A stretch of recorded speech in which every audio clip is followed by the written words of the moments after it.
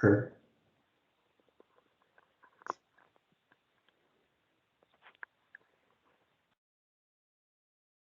Okay, here we go. Okay, so next is the ratification of society and pro tem designates. Be it resolved that the Students' Council ratify the appointment of Taryn Sharma and Vanessa Tang as pro tempore designates for science. I guess this is a privileged motion by the speaker. Does anybody have, I guess it will require a second. Second by Cannon. Okay, thanks, Cannon. So this is, I guess, pretty standard stuff. I don't know if anybody wants to speak to it.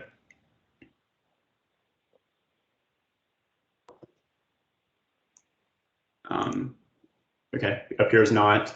Does anybody oppose ratifying the two pro tempore designates for science? Does anybody wish to abstain? Okay, hearing neither, that carries unanimously. Welcome to council. So next is approval of the agenda. Be it resolved that council approve the agenda as presented. A privileged motion, which I will move. Can I hear a second? Steph, seconds. Any comments on the agenda?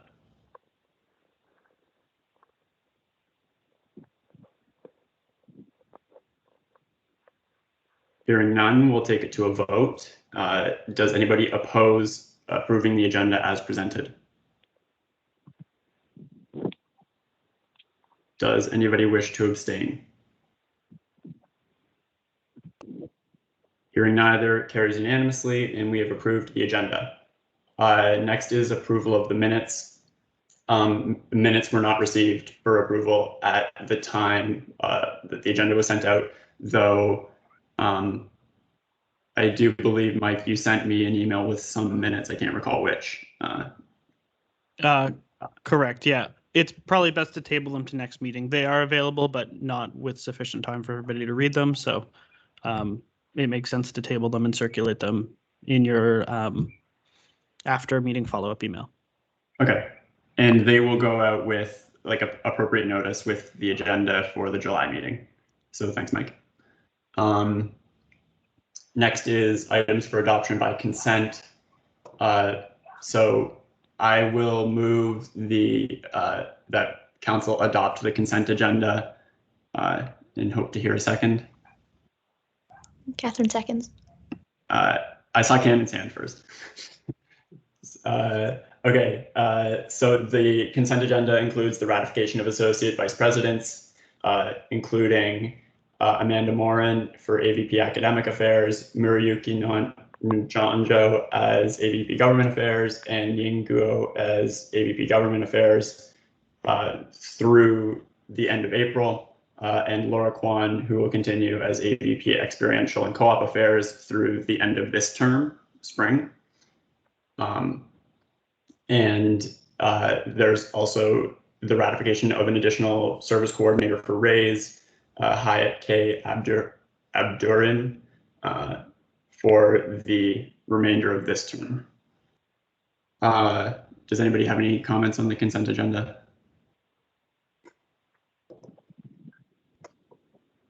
Okay, Jasperin? Hey, this is just a question, I guess, for Steph. I was just wondering, like, why the provincial and federal affairs and the municipal affairs was like split up again.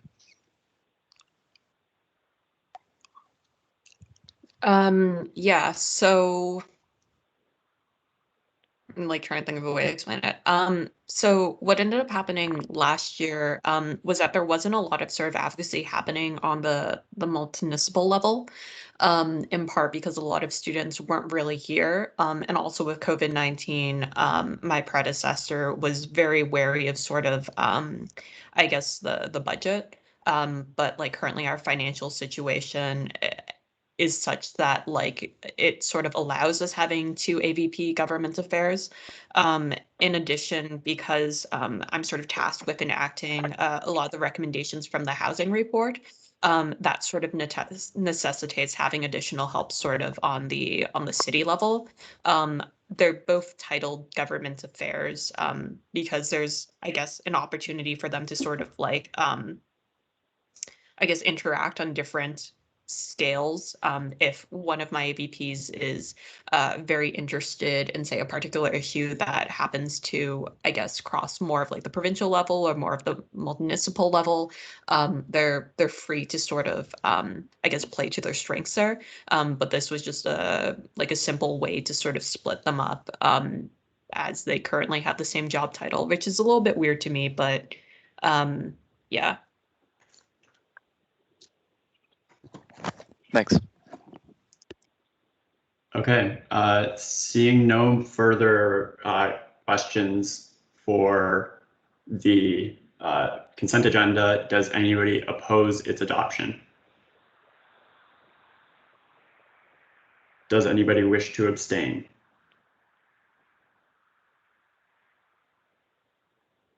Hearing neither, carries unanimously.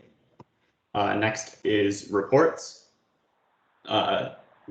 First of which is my executive report. I guess lots of stuff going on.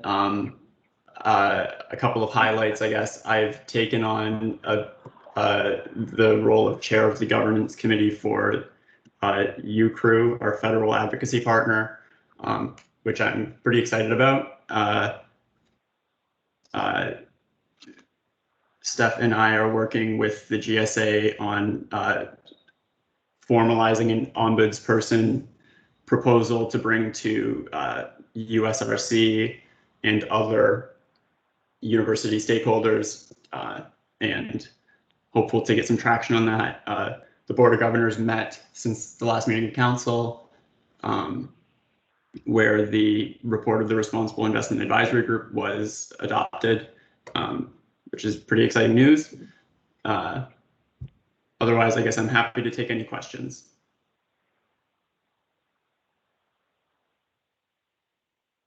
Cannon?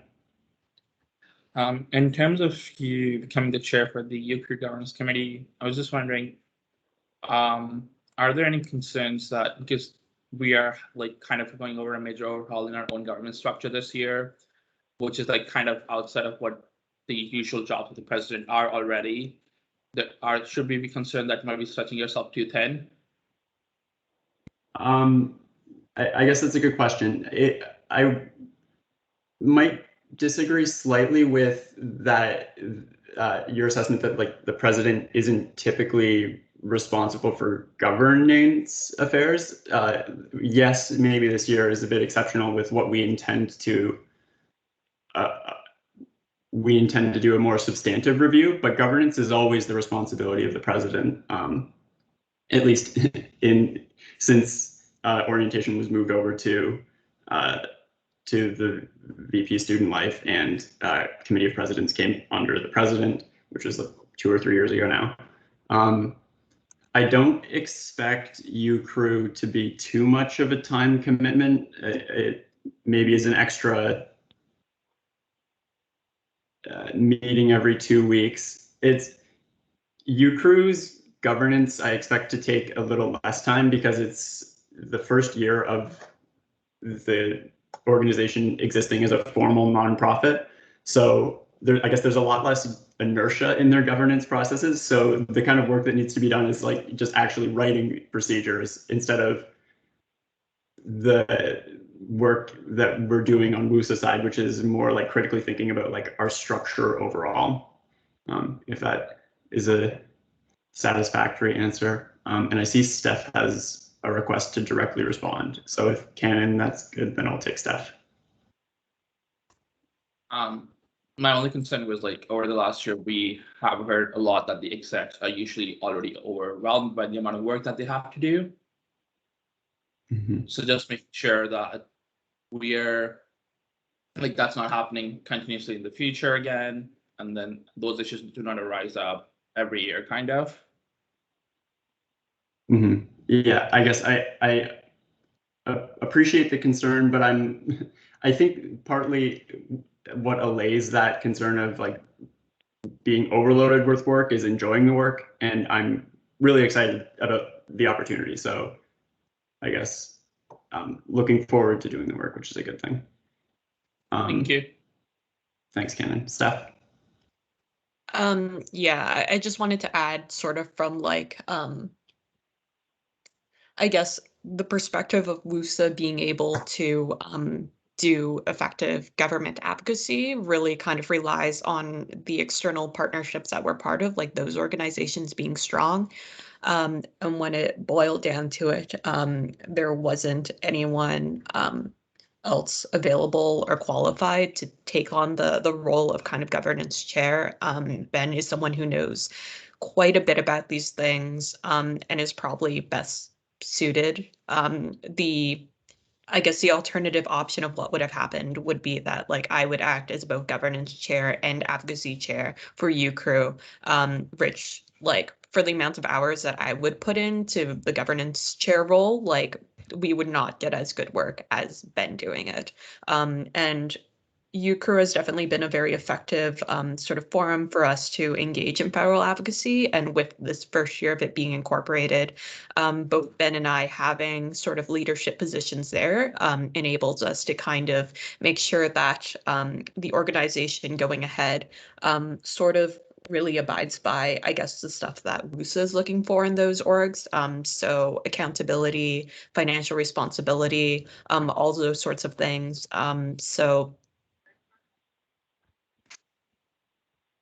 But yeah, I would say like definitely like it's not specifically WUSA related, but I do think that it sets WUSA up for success within the future. So I would say that like any additional sort of workload, like the payoff is worth it.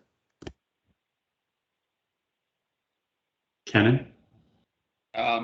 Just like a second question, which I have to like separate from this, but in your mention that you and VP OF met with the associate provost students to discuss various agreements with them about the SLC and cultural interactions with the university. How did that meeting go? Yeah, that's right. So Matthew and I met with Chris Reed, the associate provost students, on Thursday. Might have been Wednesday. Yeah, it was Wednesday.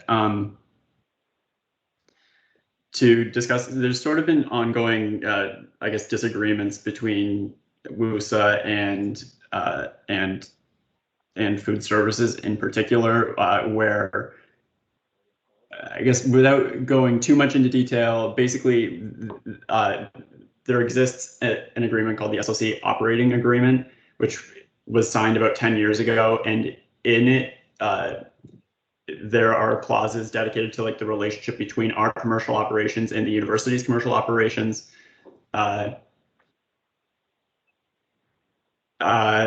With a new space having been built and opening soon, we discussed with Chris Reed the need to sort of separate those agreements because food services has considerations outside of the SLC. So it doesn't make sense for us for our relationship to be governed by a space agreement for a single building. And I guess this has been an ongoing concern of VPOFs for a long time for WUSA. So I guess we're hopeful this year to at least lay the groundwork to sign a new SLC operating agreement and a separate food services or commercial operations sort of relationship agreement. This is more board type things than council, but with council having decided last year to hold a referendum on Fed Hall, I guess there is sort of some interest in this question of our relationship to the university, which certainly council can take a stance on, but I guess like the agreements proper will be a board decision, just for clarity for everybody here. And I suspect that Matt will have more to say about this in his report. Thank you. Thanks, Cannon. So I think we have exhausted questions for my report. So we will move on to the report of the Vice President Education. Hello. I think I provided a pretty thorough overview in my written report, so if you have any particular questions, feel free to ask. Just some things that I wanted to highlight. I am aware of sort of the conversations that have been taking place regarding sort of the use of Proctor software within the math and science faculties, so that's on my radar. And in EAC, which is going to be happening in on Friday, I'm hoping to kind of codify our stance sort of against the use of proctoring softwares for a variety of reasons, and get that basically into like our advocacy policy manual, and do some additional work around that. I'm also aware of sort of the affordability of e-textbooks and third-party software. There's been quite a few sort of, I guess, emails from students, but also conversations that I've seen on Reddit regarding very sort of expensive third-party software that doesn't add any educational value. So I guess what I'm hoping to do in my annual plan, I guess, is to approach it from there's something called open educational resources that are made available through sort of the province, and this is like free to professors to use. They're basically free online textbooks that have a lot of the same functionality as sites like Top Hat. So we're hoping to get some more buy-in there. So keep a lookout for that. Also had a conversation with a staffer from the Ministry of Immigration, Refugees, and Canadian Citizenship, with regards to some of the concerns about international students. And then I guess the other thing I just wanted to flag real quickly is that the conversation that Catherine and I had with Health Services regarding sort of a previous trans and racialized student survey that was distributed, it went well.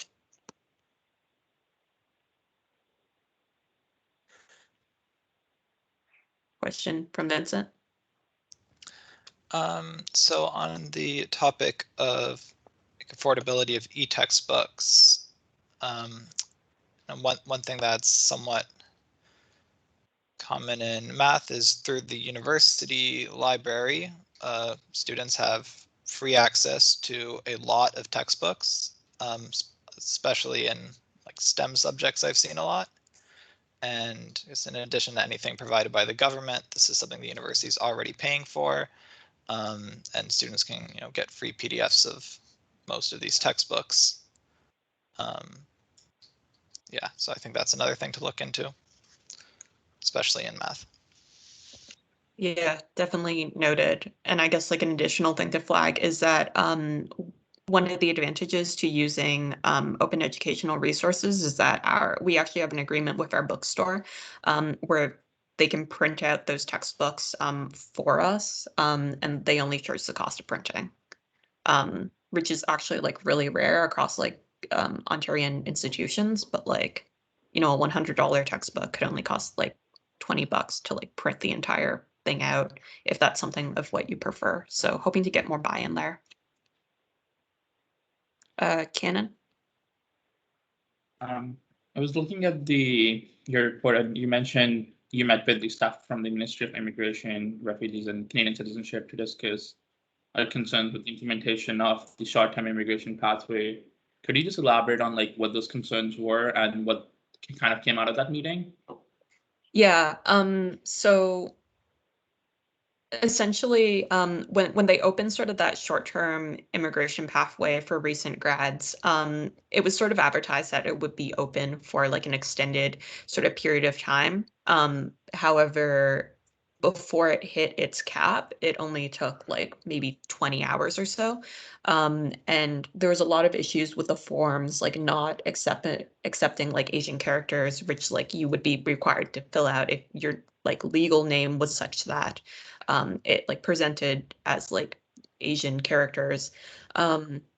So students were having a lot of sort of, I guess, like you had to register quickly, and like the web form was not letting you do that. So a lot of students felt as if they weren't actually sort of given a chance, and that it was sort of kind of arbitrary in terms of who was considered and who wasn't.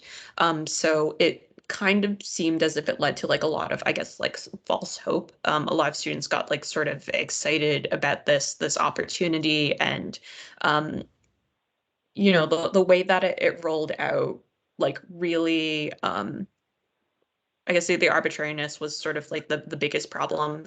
So we brought that up with sort of the ministry. They had sort of flagged that, particularly for Waterloo students, that the normal sort of immigration pathways that are available usually were quite competitive there, and that they like intended this one to be I guess more so for students from like other schools almost. So I'm having my AVP Government Affairs kind of look into some of the other pathways that the staffer had mentioned. One that I will flag is the pathway for essential workers. Apparently, students also qualify for that, and there's quite a bit of empty spaces in that program. So we addressed that, and also we had a conversation sort of regarding news reports that Ford was asking the federal government to ban international students' reentry. Since sort of the initial reports, we found out that was partially due to miscommunication between sort of the province and the federal government, but it's still very much a concern that if Ford is kind of saying these things, it increases sort of hostility towards international students, and we want to make sure that international students as a population aren't, I guess, like unfairly targeted and blamed for kind of the spread of coronavirus when evidence kind of shows that like they are not the primary vector.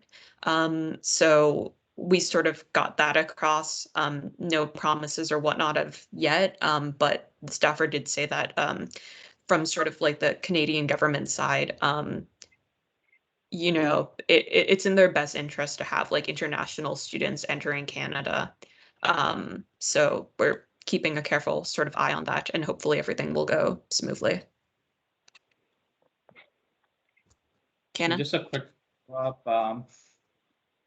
The staff from the ministry said that this pathway was specifically targeted towards other universities and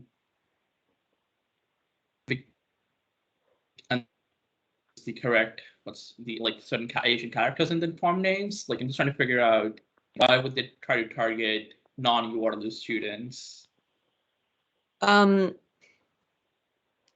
It's more like they were trying to capture certain how do I explain this? Like normal sort of immigration pathways, because a lot of Waterloo students sort of have like that professional like job experience due to co-op.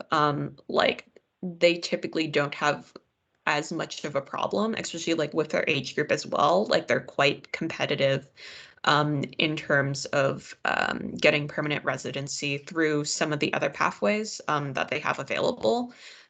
So again, they were more so sort of expecting to like expand this towards I mean, like they didn't bar like U Waterloo students from applying to this, but I guess he more so said that as a like your institution specifically shouldn't be as worried about this because there are other pathways, and maybe you should be like advertising those pathways to students, because we know that like this is not the only pathway for students.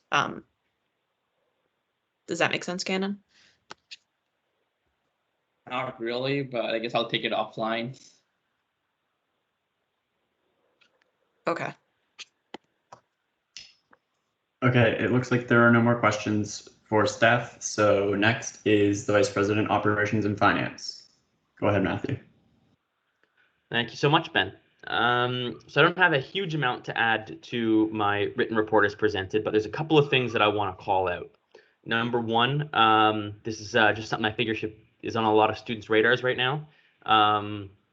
we are at the point where we will almost certainly, like, docs aren't signed yet, but we will almost certainly have GRTU pass return in the fall for all students. All students will be assessed the fee for the GRTU pass, and for any students that are outside of the region, for a period at the start of the term, they'll be able to submit documents that show that they are not within the region, something like a phone bill from outside the region or something like that, and be reimbursed the fee. So we're very happy that that's coming along, and I imagine a lot of your constituents are asking you about that, because I know I'm getting a lot of questions. Other things to touch on, I suppose I'll touch upon the budget. The budget is something that I'm admittedly a little bit behind on. So we'll see how timelines go, and if I might need a little bit of extra time, ask y'all for a little bit of extra time on that. But that's a little bit behind, but pending. And if there's anything else on the written report that you'd like me to expand on, I'm very happy to. Cannon? So that was my mistake. Vincent can go. Okay, Vincent. Hi, could you expand a bit on, and I guess in your monthly summary, the 6 point, I guess like what, what coverage is like currently missing, like in respect to HIV, and what are you looking to get covered? Oh, that one, awesome. So 1.6 there. Oh wait, oh yes, there you go. A second half of 0.6. I forgot I binded those together. So this is something that we've been taking a look at for a little while now. It comes from last governing year. Was the talk from stemming from advocacy that was brought internally to WUSA from the services about the inaccessibility of certain HIV medication, in particular what's called PEP, which is post-exposure. I don't know how to pronounce last word, but in short, it's what you take after being exposed to HIV to greatly decrease the chances of being infected with it. That is what we're looking at trying to cover. It is a very hard thing to cover. It's been a very complex game to try to figure out how do we cover this in a sustainable way that protects students, but is financially responsible. Because this plan is it's a phenomenal plan, but we need to be careful about that. And I'm happy to expand on that if you like. I don't know if here's the right form, if we can take it offline, because it does get a little bit into the weeds.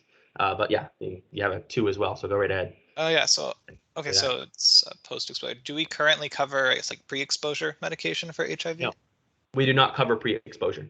Are we looking into that as well? No, we are not. And I can tell you a little bit briefly why. This comes from the fiduciary part of this kind of plan. We aren't just here to supply services. We're here to make sure we can continue to supply them in the future. And the thing about pre-exposure is that it is very, very expensive, to the point that based on our modeling with student care, it is unsustainable for us to offer.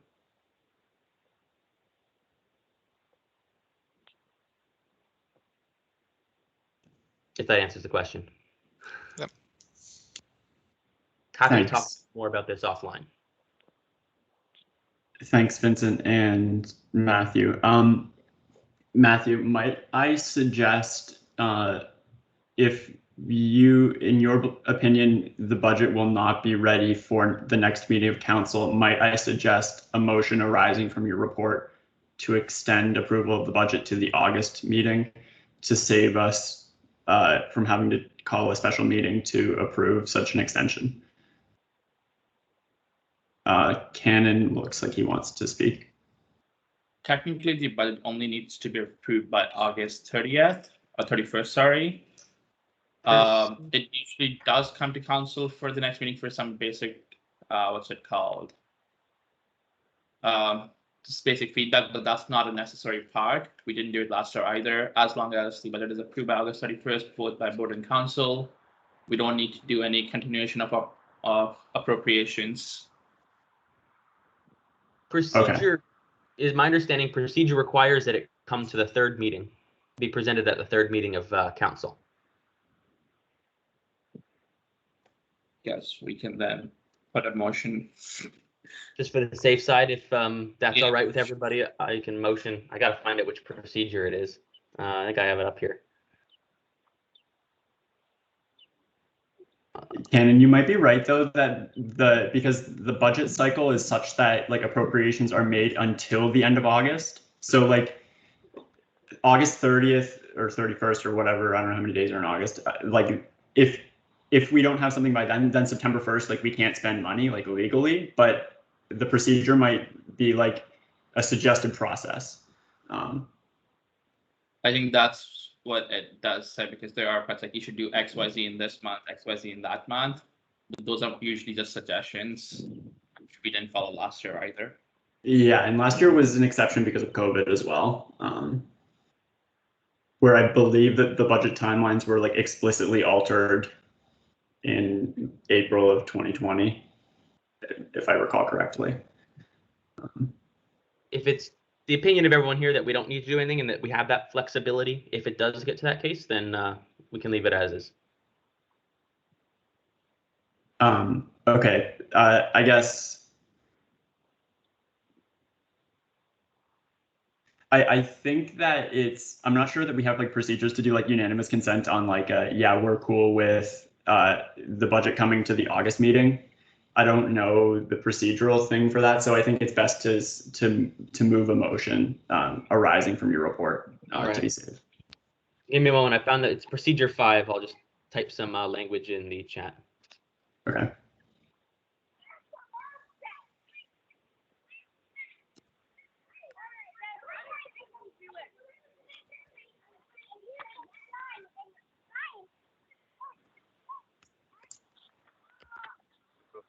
Hi, who's ever on the phone? We're hearing children.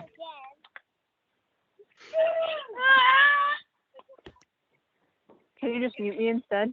Sorry.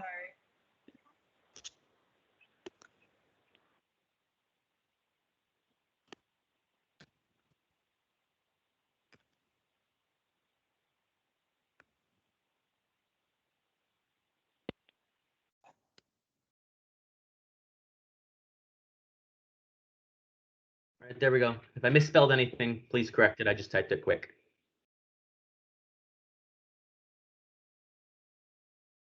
Okay, so the motion reads, be it resolved that procedure 5 be suspended so that the budget may come to the August meeting of council for approval, I guess. So Matthew moves. Is there a second? Cannon seconds.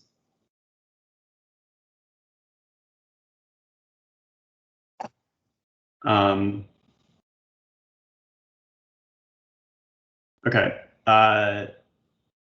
Okay. Does anybody wish to speak to the motion? And we'll do some clerical stuff for the language, but the spirit of the motion is what's important. Kenan? Well, more wording as such that so that the budget may come to the August meeting of council for approval.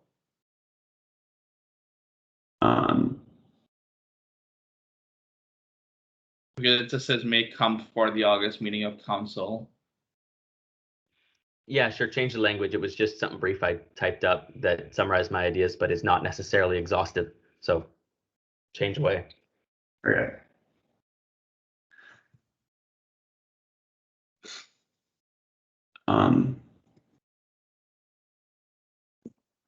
I think the motion accomplishes the spirit of what we want to do. So I'm not too worried about it. Does anybody else wish to speak to the motion?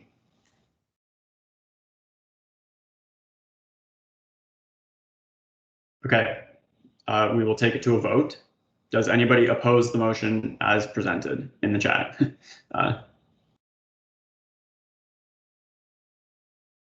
Does anybody wish to abstain?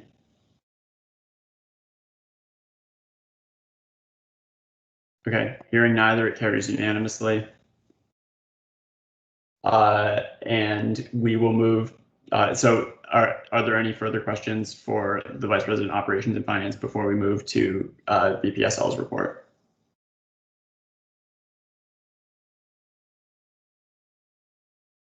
Okay. Hearing none. Catherine, go ahead. Hello. Same as Steph, I'm not sure there's too much to expand on beyond what is in my written report. But I guess the one thing that I will speak to a little bit more is the services review, as well as a termly services council report that will be coming out in a follow-up email. So the services review is up for approval in a later motion. So I hope I'm allowed to speak to it a little bit right now. But basically, it was a process that was initiated fall of last governing year. And a services review is meant to be an annual regular thing, but it hasn't been happening for the last few years. This is our big sort of like get back on track overhaul. And so last year we reviewed 6 services under the previous CPSL, and our research coordinator wrote up a very long report, and it basically gives an overview of everything, all the information that was collected through the survey and through the reviews by CLAC and IAC, and provides a few very broad recommendations that come from overall themes across the services. But in general, it serves as a nice benchmark for us to work off of for the coming few terms, I guess, to make any changes as we see fit to how our services operate. It informs if we want to make any changes to council procedures 25 and 26, which outline service mandates and service operations. And then in terms of that report that I mentioned, it's just a regular report that comes to us via the service coordinators and our services manager that basically updates us on the operations of the services. There isn't much to say on that, but after it comes out in the follow-up, if you have any questions about it, feel free to send an email. Thanks, Catherine. I don't see any questions. So thank you for your report. And we will go to the report of the board. Oh, I did put one. I guess it didn't go through. oh, okay. Go ahead. I already emailed Catherine about this. Okay, did I just want an update on the bursary that was supposed to be for the future O-team applications for low income, so we can get people who might not be able to volunteer in those roles otherwise. Right. So in general, this concept of a bursary for low-income students to go into volunteer positions is something that VP Schwartz and I are intending to work on this year. So it's like right up there in terms of priorities because it touches a lot of aspects of, I guess, how students get involved with WUSA. In terms of specifically for O-team leaders, your email admittedly reminded me of it and I wasn't really aware of it before, so no updates at this time, I guess, and I'll find out and get back to you. Thank you. I'm just hoping that we can have that done by mid-fall so that when we hire the next O team, this is already in place. Okay, very understandable. If you have, I guess, information or context for it, I would welcome an email. Sure. I will touch base with our orientation coordinator and see what's up. Thanks, everyone. So seeing no further questions for executive reports, we will move to the report of the board of directors, and I believe Abby is on the line. Can everybody hear me? Yes. Amazing. Okay. Hi, everyone. I'm calling from a landline, so I apologize. I don't think I have anything in addition to my written report to touch on, but I know that there's a few items that we put on there that will be on the upcoming Board of Directors agenda. So if there are any questions about anything in the written report or any items upcoming, I'm happy to take them now.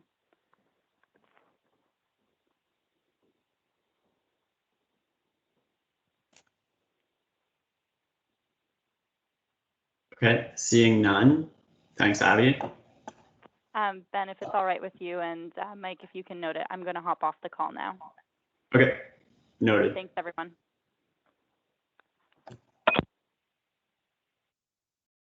Okay.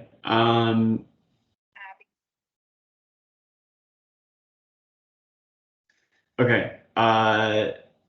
Oh, Steph has a 1. Hi, so just keeping in mind that at 11:30, Co-op is gonna come speak to us, and they also seem quite anxious for everyone to have read the Appendix F, which I hope everyone did, but I have a feeling that not everyone did. Could I motion that we take like a 10-minute break until Co-op arrives, and like that folks use that opportunity to read through Appendix F if they haven't already?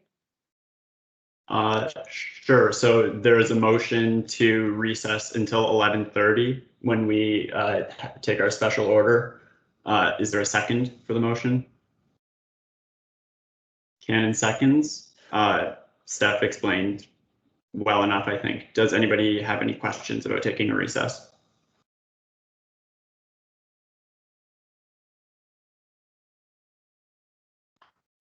Okay, hearing none, we'll take it to a vote. Does anybody oppose recessing until 11:30?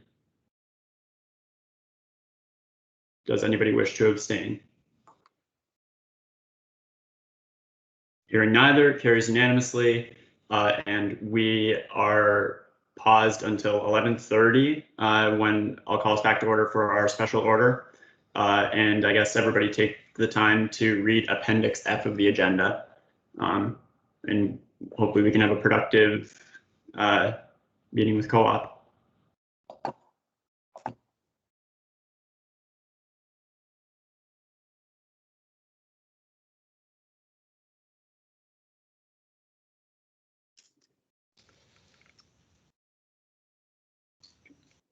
Is the response rate mentioned in Appendix F? Beg your pardon? In Appendix F, it has survey results, and I'm looking to see like the response rate, and I don't see that. I would say that's a once- question for when Co-op arrives. Also, just as a point, like I'm not at that part yet, but in some of the questions they did say 84.9% of the students, where the number of students were 4,300.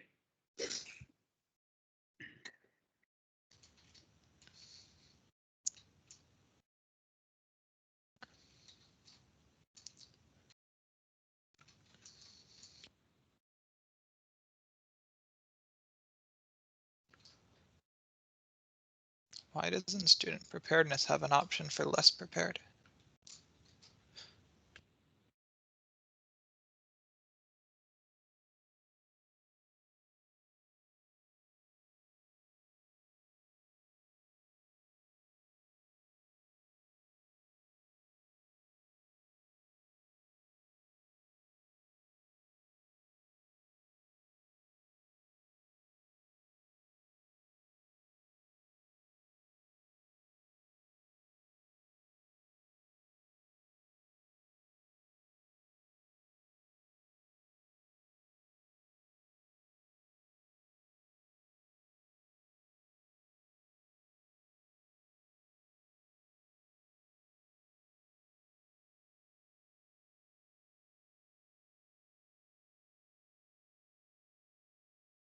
Oh, shit.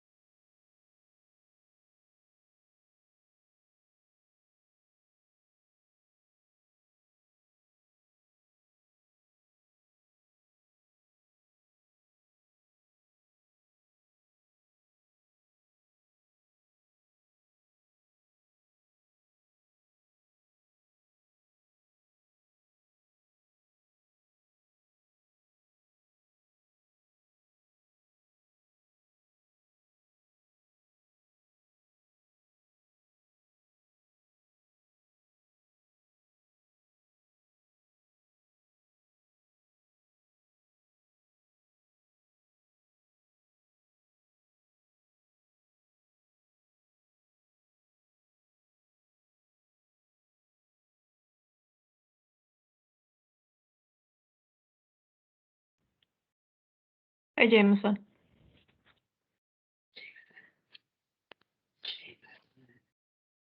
So excited by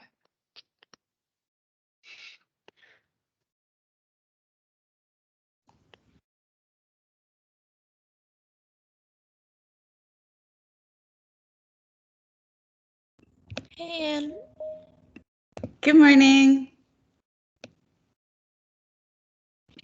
for context, we were just giving everybody a quick break before the presentation.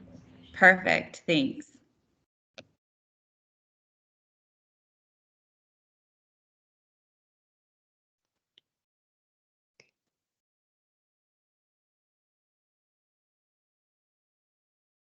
Are you folks intending to show slides or anything?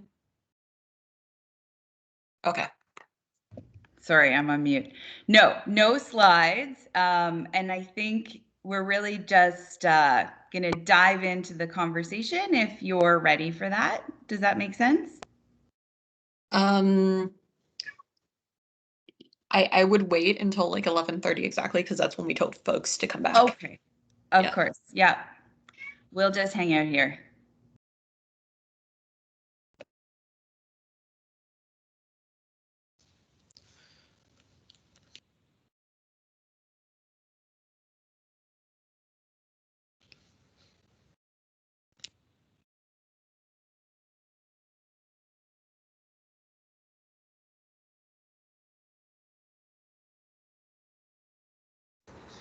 Did anybody have a chance to watch soccer this morning?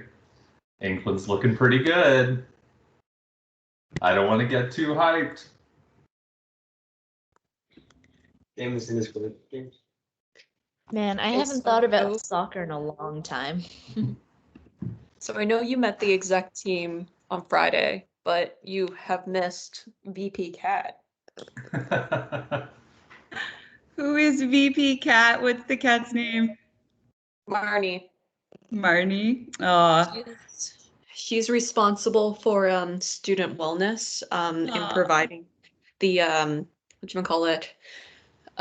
the appropriate amounts of cuddles as mandated by one's family physician. yes. So I have Gordon Joe, and Joe is about 8 months old, and he is a COVID cat. So he is only used to having people in the house to give him cuddles on demand. So he may join us this morning as well. You'll probably just see a little tail kind of flickering as he sits on my lap. And Murphy is wandering in behind me as we speak. Not a cat, but a friend nonetheless. Oh, there she goes.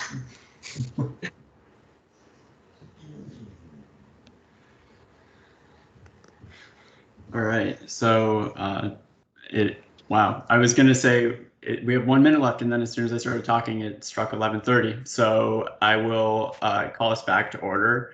Thank you all for joining us for a presentation from Cooperative and Experiential Education. I guess I'll let you take it away. Sure, that sounds great. And just to set expectations, we don't have a presentation. We're really here to have a conversation. We'll share a little bit of information, but no formal slide deck or anything like that. So I'll start things off. Hi, everyone. Thanks for having us. My name is Ann Fannin, and I'm the Director of Work Integrated Learning Programs. So that means my team has responsibility for the PD program, for the EDGE program, and for the expansion of forms of work integrated learning beyond co-op at Waterloo.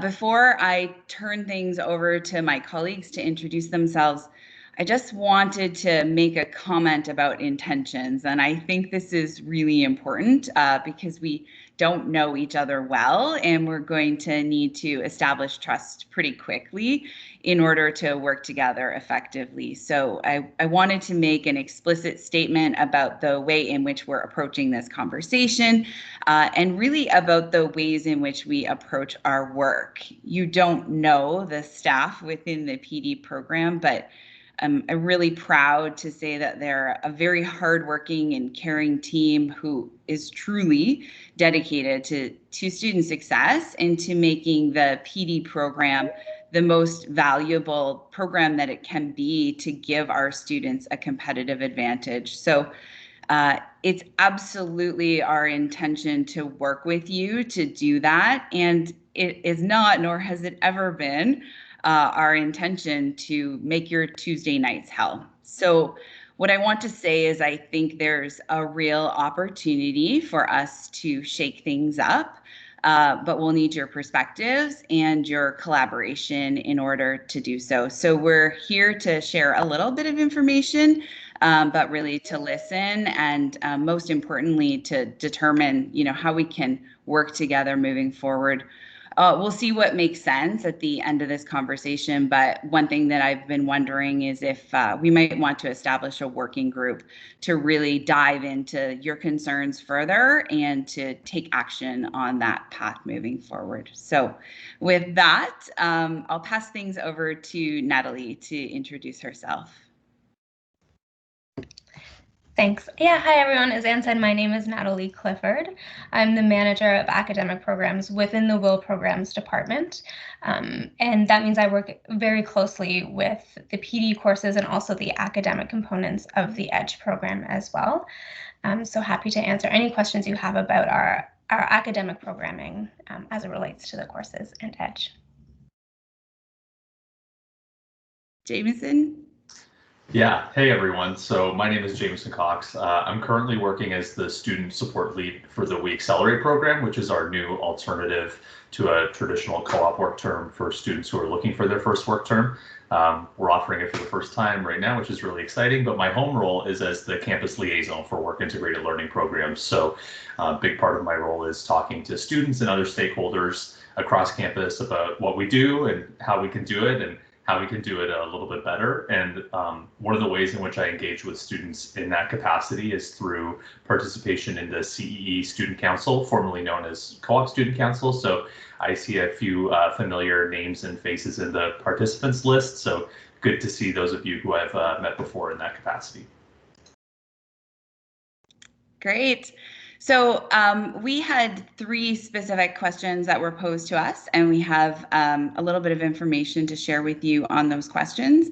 And then I think we'll really just move into answering any questions that you might have and having a little bit more of a conversation.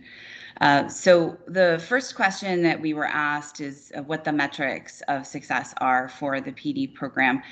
We've shared with you some of the end of course survey results aggregated over an annual basis.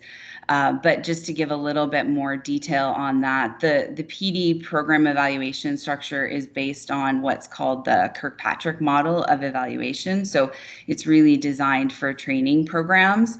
And we look at the elements of the program on a number of different levels. So reaction to the courses, learning in the courses, behavior change, and then ultimately results. Those are kind of the 4 components of the PD program, and the various of the Kirkpatrick program, and the various elements that feed into that are, of course, the end of course surveys, which are very important for us, as well as things like pre and post tests that are a part of the PD program. And I think I'll pass it over to Jameson, who's got the next 2 questions. Sure. Yeah. So the next thing we were asked to talk about is the ways in which students can give us feedback about the PD courses. Anne already mentioned the end of course surveys that are embedded within the courses themselves. And those are really the primary vehicle for feedback that we receive from students. Not only do we look at the quantitative data that we collect from those surveys in terms of students' overall impressions of the course, the preparedness they feel to demonstrate the skills that the courses are developing, questions about connections they make to their professional experience and their long-term career goals. We look at all of that data, but we also look at the qualitative comments as well.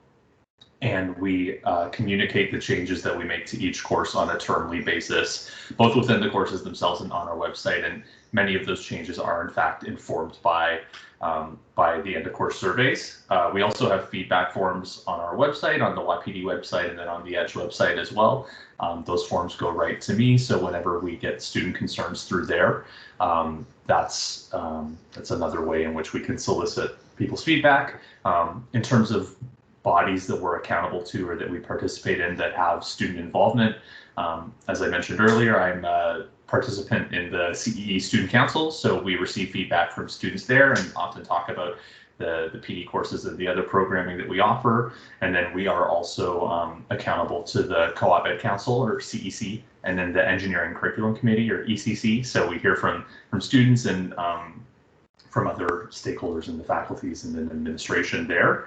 I think something that we'd love to come away from as part of the conversation we're going to have today is, are there ways in which we could be soliciting feedback to hear from students whose experiences in the courses aren't being adequately captured right now? Or is there a higher visibility way that we could be interacting with students and collecting their impressions? I know that's something I'd love to get the group's take on.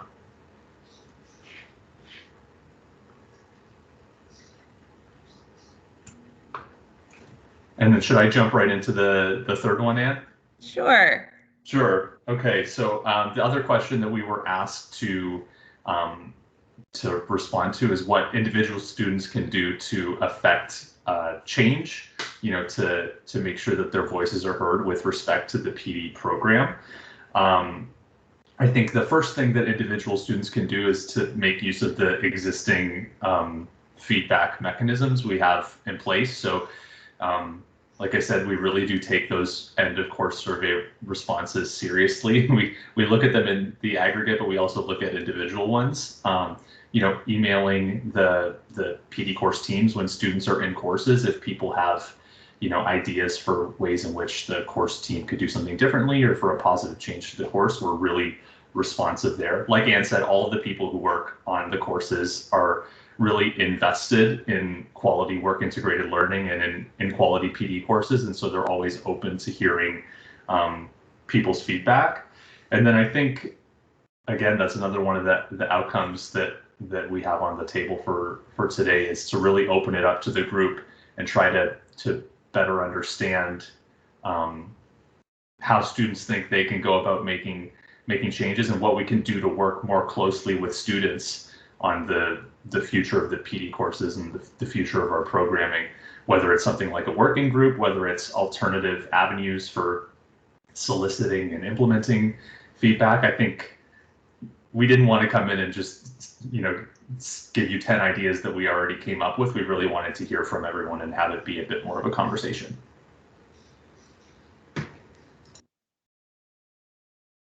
Thanks, everyone. Anne, I don't know if you wanted to add anything.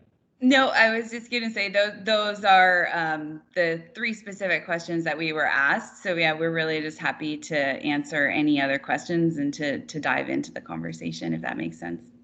Yeah, for sure. I was just going to say the same thing. I guess we'll open it up to questions from council. So we have one from Vincent. Hello. So first, just like to thank you for the data you presented with the aggregate survey results. I think it's a bit aggregate to a degree that I'm not really sure I can pull too much information out of it. So I guess if you're able to, if you could share more specific or even the raw survey results with us after the meeting, that would be appreciated. I'd like to see like faculty breakdowns by course, that kind of thing.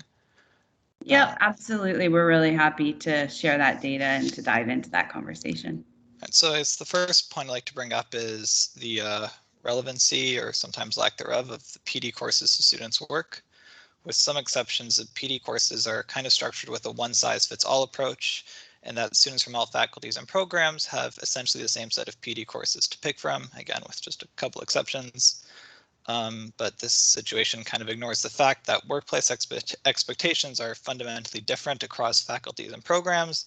So one example in PD 13, Research in the Workplace, I took that course, and it's a really well-designed course for research in the sciences, but I'm not in like the sciences.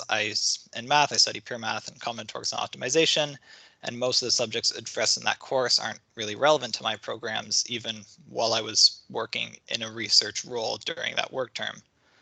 Like to be a bit more specific, the concept of doing experimental studies and communicating results to the general public and media with infographics just isn't a thing in my field. And on the other hand, the topics addressed in PD 13, they are very, very valuable to students in other programs. But a well-designed PD research course that addresses the issues in my program would have little use to people in other programs. And while I'm just using PD 13 as an example, I think this idea applies to many PD courses. They generally tend to be either too specific to be useful to all students or too broad to be useful for any students. So I guess, can you speak to your knowledge of the issues with the relevancy of PD courses and any past, ongoing, or planned future work to address this? Yeah, thanks, Vincent. So maybe I'll start, and then I'll see if Natalie and Jameson want to jump in. I do absolutely appreciate that concern. So one of the core elements of the PD program is, of course, that these soft or human skills are so critical for success in the workplace, but it is incredibly challenging to create a course that is representative of, the over 7,000 employers that our students work with, not to mention the academic disciplines. And this is something that, can come up even within an engineering specific course to represent the breadth of the disciplines within engineering. So I would really love to explore ways in which we can create more flexible and modular content that would allow students to kind of follow the path that makes the most sense for their academic programs, to ensure that we have more examples within the courses and specific content within the courses, and that students could then take the modules that would make the most sense for them, and that the course would have more options in it. And one thing that we've been talking about a lot, and that came up even in the exec meeting that we had on Friday, is something like PD1. So PD1 currently supports, in the fall term alone, 2,500 students from 5 different faculties. And we've tried to change up the course support model and to really give students more dedicated resources as they go through PD1.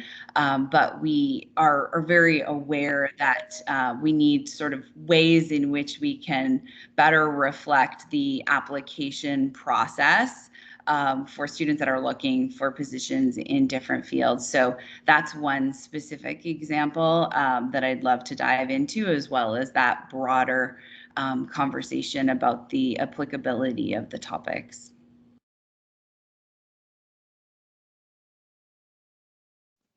Natalie and Jameson, do you have anything to add?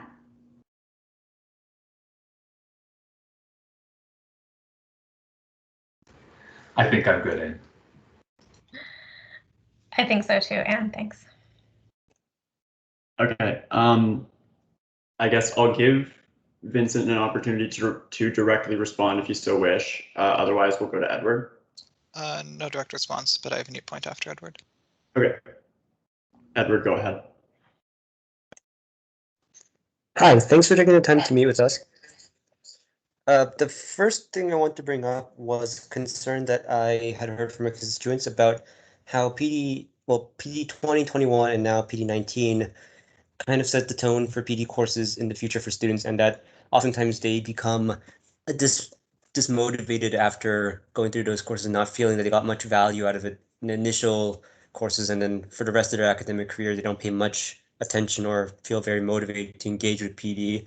So that was one concern that I heard from students. The other concern I heard from students was with regards to how applicable and timely some of the content was. So the example they gave was the first PD course on the first term talked about things like what do you do on your first day of work, or how do you talk to your supervisor, and that content was being delivered 2-3 weeks into work term, past the point where they're useful. So they were suggesting other content, things around perhaps midterm and final reviews, and how do you ask for feedback, and how do you work on setting out goals with your supervisor to meet those, I guess, performance reviews. So those were the suggestions I heard about kind of improving the timeliness and relevancy of PD. Yeah, thanks, Edward. So on PD-19, we are just getting the end of course survey results because the first offer was this term. So there's a real opportunity for us to both address some of those concerns, which make perfect sense to me in terms of the timeliness. But the other thing that I wanted to raise is that we are going to be redeveloping PD-20 as a result of PD-19. So again, I think if we can sort of set up, a PD-20 working group, then we can bring in those student perspectives to make sure that that content is both properly scaffolded. We don't want students to be repeating things that they've already done, to ensure that those first core courses are engaging and meaningful so that we don't lose students right out of the gate. And yeah, to make sure that we've got things right with PD-19. One thing that is kind of a bigger idea that we've been toying around with for a while that I'd love to pick your brains on is, so we have recently developed what's called the Future Ready Talent Framework, and this was a huge undertaking of research with our employers and research on the future of work. And there are, I'll put a link in the chat, but sort of these 12 competencies that have been identified as critical for success in the workplace now, but more specifically as we move into this rapidly changing future of work.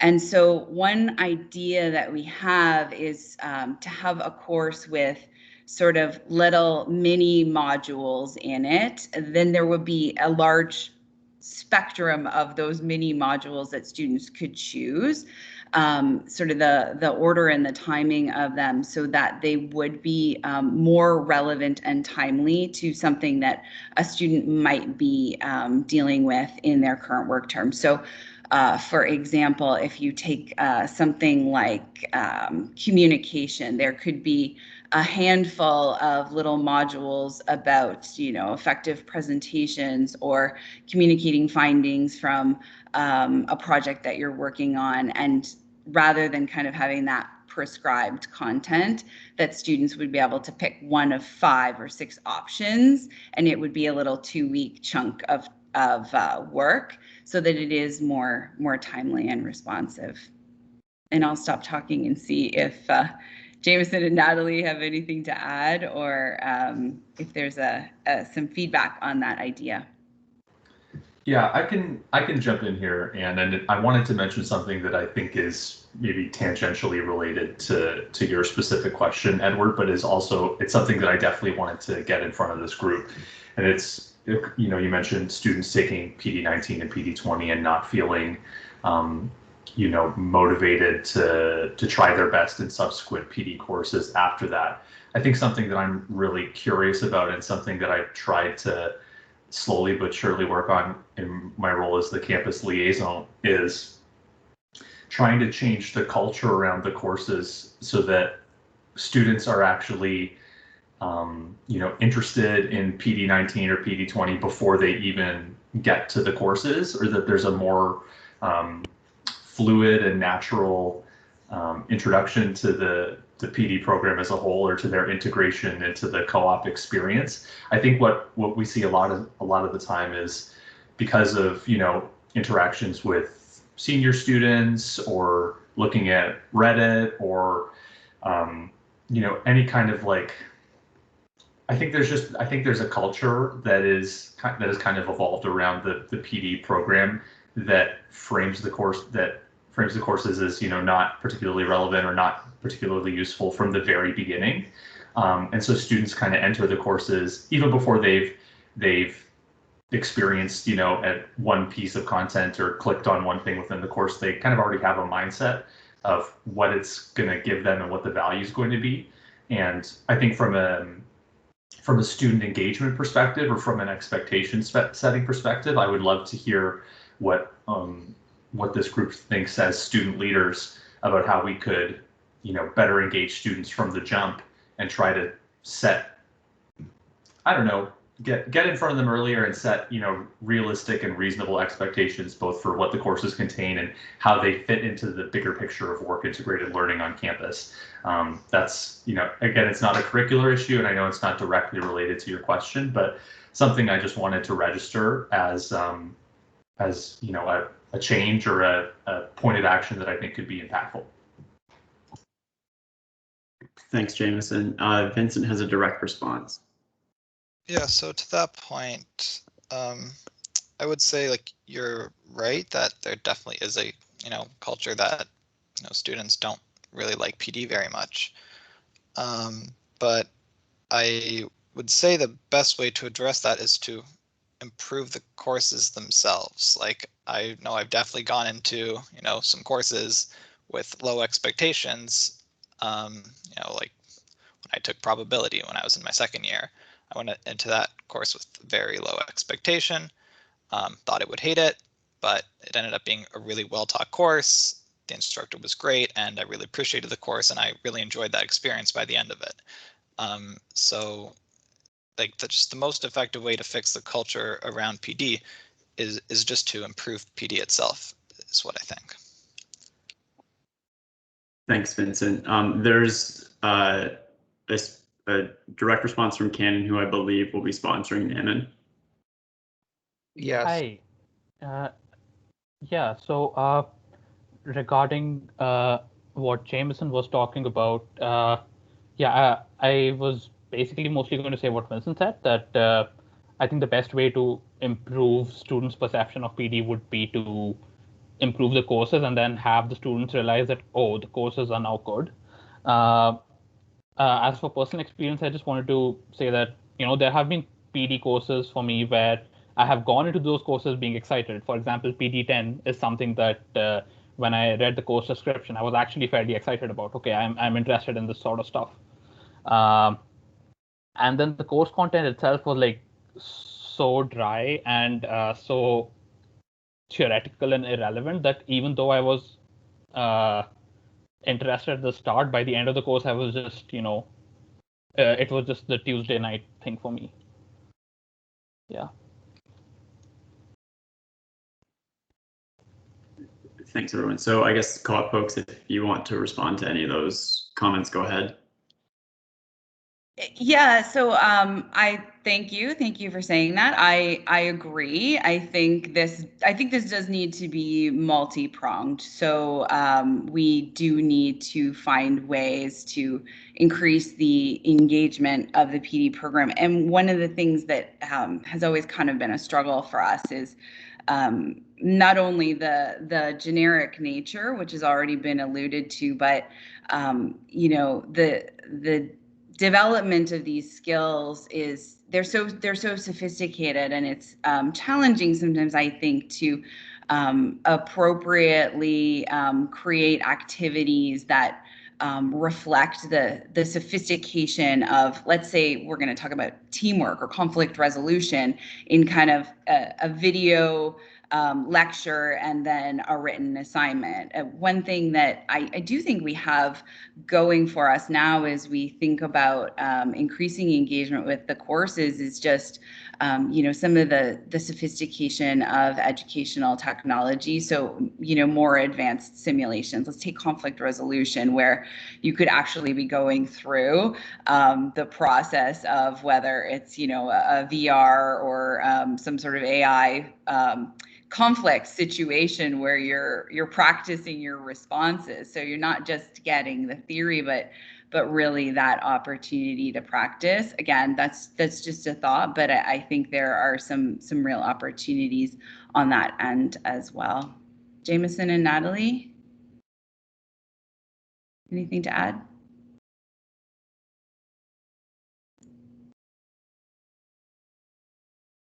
Sorry, I was having trouble unmuting there. I was just going to reiterate what you said, Anne, about what you were saying earlier about our team having a lot of passion for these courses and the content that's in them and reiterating them. So something like that sophisticated ed tech is kind of built within our team to look for those opportunities to improve and maybe innovate within the courses. So yeah, the interest is there, and we would certainly want to take that feedback and work with it if we can find ways to do that with student groups and make changes to the courses according to that feedback.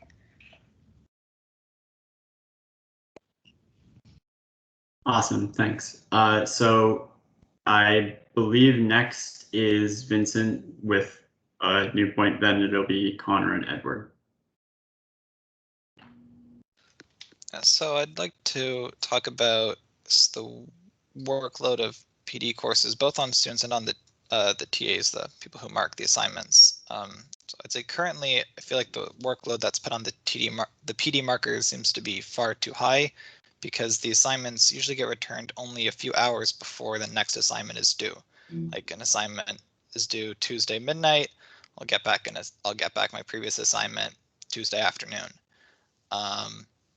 So I don't really, unless I'm doing the assignments the day they're due, I don't really have time to look at my previous assignment and take the feedback from that. And no, I think at the same time, the reason we're kind of having this discussion is because at least right now, students don't feel they're getting much value out of their PD courses. So I'm not sure that spending money to hire more markers is the right solution at this time. So I guess, are you aware of the issues of students not receiving timely assignment feedback? So what's being done to address this? Or are you looking into, for instance, like reducing the length of the assignments to reduce the workload on both students who are working full-time while taking PD courses and markers who are unable to keep up with the current demands?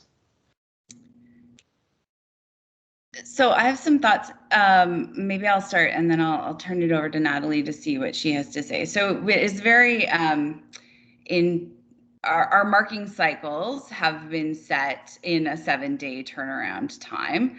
One of the things that we can look at obviously is changing the timing of the assignments. So again, I'll just sort of say it's a struggle of, how do you maintain engagement throughout the course, and at the same time to make sure that students are getting that feedback. So the question of not getting feedback in a timely manner hasn't been raised before, specifically to me, but I think we could shift timelines of assignments such that students are getting the feedback with more time before the next assignment. That's certainly something we can look at.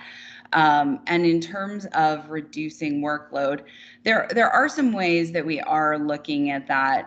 Specifically, one thing that we've been doing is doing some pilots with embedding a larger summative reflection at the end of the PD course.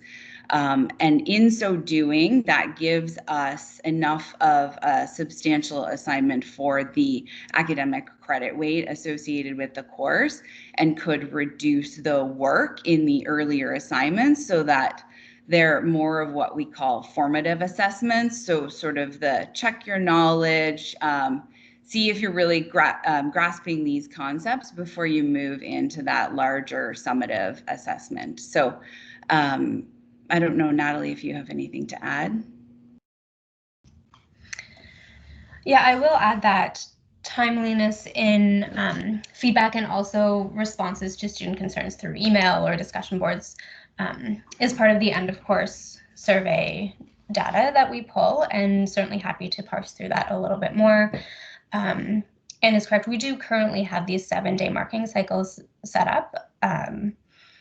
That doesn't mean that we couldn't review that and make sure it makes sense for every course. We do typically scaffold assignments. So if one assignment feeds into the next, we have enough time to release that feedback before students have to write the next assignment. But I think that changes from course to course, assignment to assignment, and we certainly want to make sure students have time to review the feedback that we spend a lot of time giving to each student. So I'm really happy to hear that feedback. It's not something that we hear a lot from students, and I'll certainly be looking into that further. Thanks.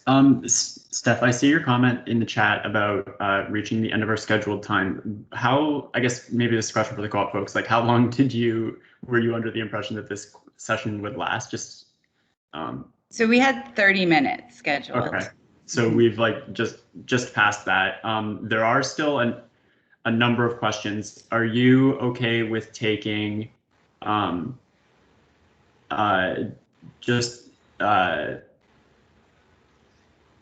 there are two students who have made like requests for speaking turns who haven't spoken yet. Are you okay with taking those two and we can end it there? So that would be Connor and Cannon.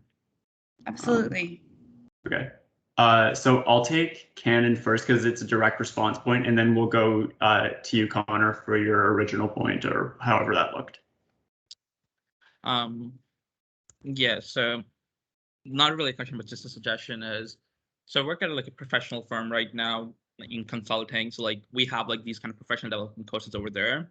The one thing that I really liked how they did their courses were like they had really small videos followed by 4 or 5 quick MCQ questions for that module and then in the end they had like one huge kind of like not subjective question where like you kind of go into things and you can do that. So if that's something we could look into doing, because like one thing I really hated was like I have to kind of keep saying the same things over and over again in the future assignments because the questions tend to be somewhat of the similar theme.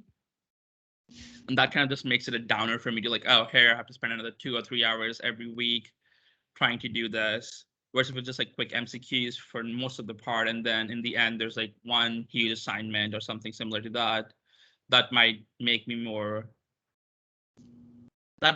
like PD a bit more, I guess. Like, that's all I had to say. Yeah, thank you for that. And that is that sort of model is definitely one of the things that we've been thinking about, but it does kind of need that larger summative assessment at the end because these are academic credit courses and bear academic credit weight. So it's kind of always been an interesting blend between a PD that you would take like you're doing right now in your term, or that we would take as working professionals to continue to upskill and reskill, but then also bearing academic credit weight. So in the absence of this sort of larger summative assessment, it's challenging to just have small, check your knowledge kind of activities. But I do think if we're able to strike that balance, that is definitely something that we could look at with the assessments that reduces the workload for students on a weekly basis, but also kind of make sure that students are staying on track with the content, that they do indeed, have an opportunity to reflect on and demonstrate their knowledge of the concepts that are being presented in the courses. Thanks, Anne. So our last comment will be from Connor, and I guess we'll give you a chance to respond as well, and then we'll move on. All right. Thank you. So I just had a couple of questions about, so the work term integrated reports, or the work term reports integrated into PD courses have been really widely successful through the faculty environment. I just had a question about, has the co-op team ever looked into having like assignments, activities, or even some sort of how-to videos in creating like real world memos, like briefings or other like relevant workplace content that you see like, and that is like generally produced in the workplace to help students with like their work term and all that. And then I also have another quick question about the PD grades. I know that they're pass and fail, so pass meaning a 50% or more. I know some students have, once they've reached that 50% barrier, they've calculated mathematically the grade percentage, and they've kind of stopped trying in a way by either 1, not submitting assignments, or 2, kind of having that they've already passed, kind of like not trying to achieve their greatest. Is there any thoughts about, or even plans of implementing hurdles where students have to submit grades for particular assignments that are really important to the course in order to, one, receive the full fundamental learning from that course, and two, to make sure that they're achieving the greatest grade that they can. Yeah, okay, lots of good stuff in there, so thanks for that.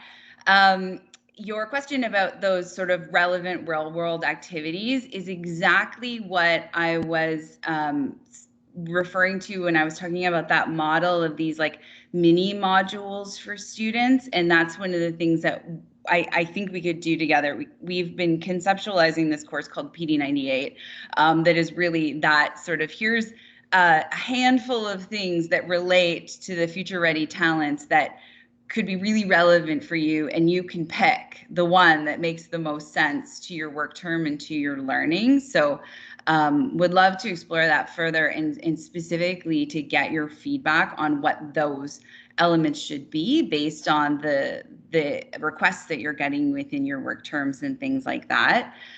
So that's the first one. The second one relates to the 50 credit, no credit pass.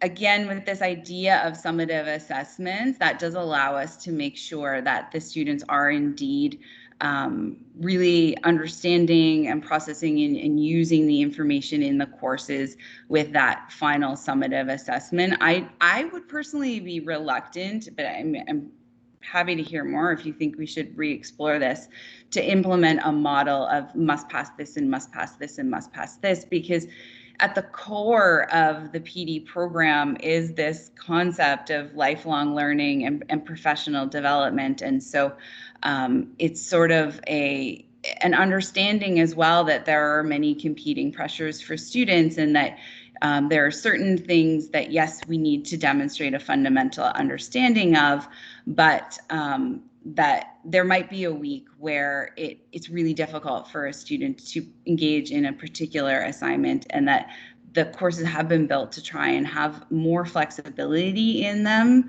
And that's part of the reason for the pass, no pass. We can get some numbers for you. I don't have them off the top of my head, but you're right, there are students that they do the math and they've hit 50% and they are done with their PD course, and there are many others that engage far beyond. One thing that I wanted to share with the group as another idea is last year we did some pilot projects with ECE on micro-credentials associated with co-op and the PD courses. And the model that we had in place for those micro-credential pilot projects was that students could get a micro-credential associated with a specific competency when they met two benchmarks. So one, an 80% in their PD course, and two, the evaluation of superior performance associated with that competency. And we did pilot projects with communication, teamwork, and problem solving. And what we saw in that, and what we heard from feedback from the students, we did some qualitative interviews with them afterwards, was that they liked the bar being set high, that it did encourage them to engage with the PD content in a way that some of them may not have. And they liked that the micro-credentials sort of set them apart from their peers by demonstrating both that effort in their PD course and in their work term. And I don't know that, we've got the model perfectly right, but it's something that we've also often talked about, is how can we give recognition to the students that are indeed engaging deeply with the PD course content, and to really reflect in a way that is meaningful to employers that they have demonstrated success both in their course and on their work term. And a micro-credential is a lasting credential that students can take along with them. So that's just another idea out there. Thanks, Anne. So that concludes the time that we've allocated for this conversation rather. So I might suggest to council, if there are any outstanding questions that you didn't have the opportunity to ask, perhaps we can liaise through Steph, if you're okay with that. And Anne, I know you mentioned like the idea of setting up a working group. I wonder if that might be something to refer to CEE Council. And thanks again for joining us. Yeah, absolutely. Thanks so much, everyone. We really appreciate your comments. And yeah, I'd like to know where we can take this from here. So I think this has been a really useful conversation for us, but that we're going to obviously need to continue these conversations to see what we can do. And so perhaps we'll leave you with that idea of, can we create a working group, and you can just get back to us and let us know if that's what you think might make sense for you. Sure. So we'll. Yeah. Oh, go ahead, Steph. Sorry, I was just going to say, and with regards to, I guess, some of the suggestions and ideas that you were floating, I'm probably going to like go back through the minutes and like grab those and then distribute a survey to council, getting some more targeted feedback on that. Because like, I thank you very much for kind of like bringing it up, and I want to make sure that you're walking away with something useful that you can kind of like act on. Yeah, absolutely. That's our goal as well. So really appreciate that. And of course, if you have any questions about any of those ideas and how we could operationalize them, then don't hesitate to reach out as well. Cool. Thanks. Awesome. Okay. Thanks so much, everyone. Have a good rest of your meeting and a fantastic Sunday afternoon. Thanks for joining us. Thanks everyone. Bye. Okay. So that concludes our special order, which brings us back to 4.3 representative reports. First is the the Health Caucus. I guess we have to change that. Oh, it's changed on the document. Very, very good. On my agenda, which I have open, it says the AHS Caucus. Anyway, Marie, do you have anything to report?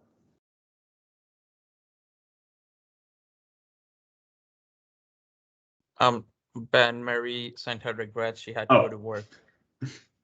Okay, embarrassing. Okay, so we'll take it that they have nothing to report. Arts?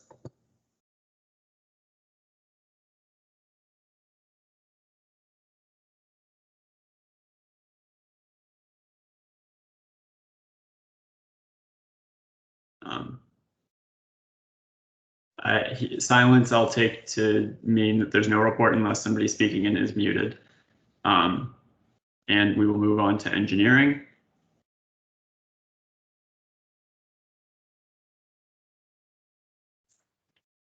Hi, engineering here. We're doing fine. Good. We've had some consultation about the PD courses stuff, but besides that, nothing really to report. Thanks, Edward. I guess I should have open the chat to see if there are any questions. Next is environment. Hi everyone, environment here. Sorry if it's a little loud, I am outside. The only thing that we wanted to update on is just an event that Environment Student Society is putting together. It's a panel for students on equity, diversity, and inclusivity and how to foster safe spaces as students. And so I've reached out, sorry, there's a car going by.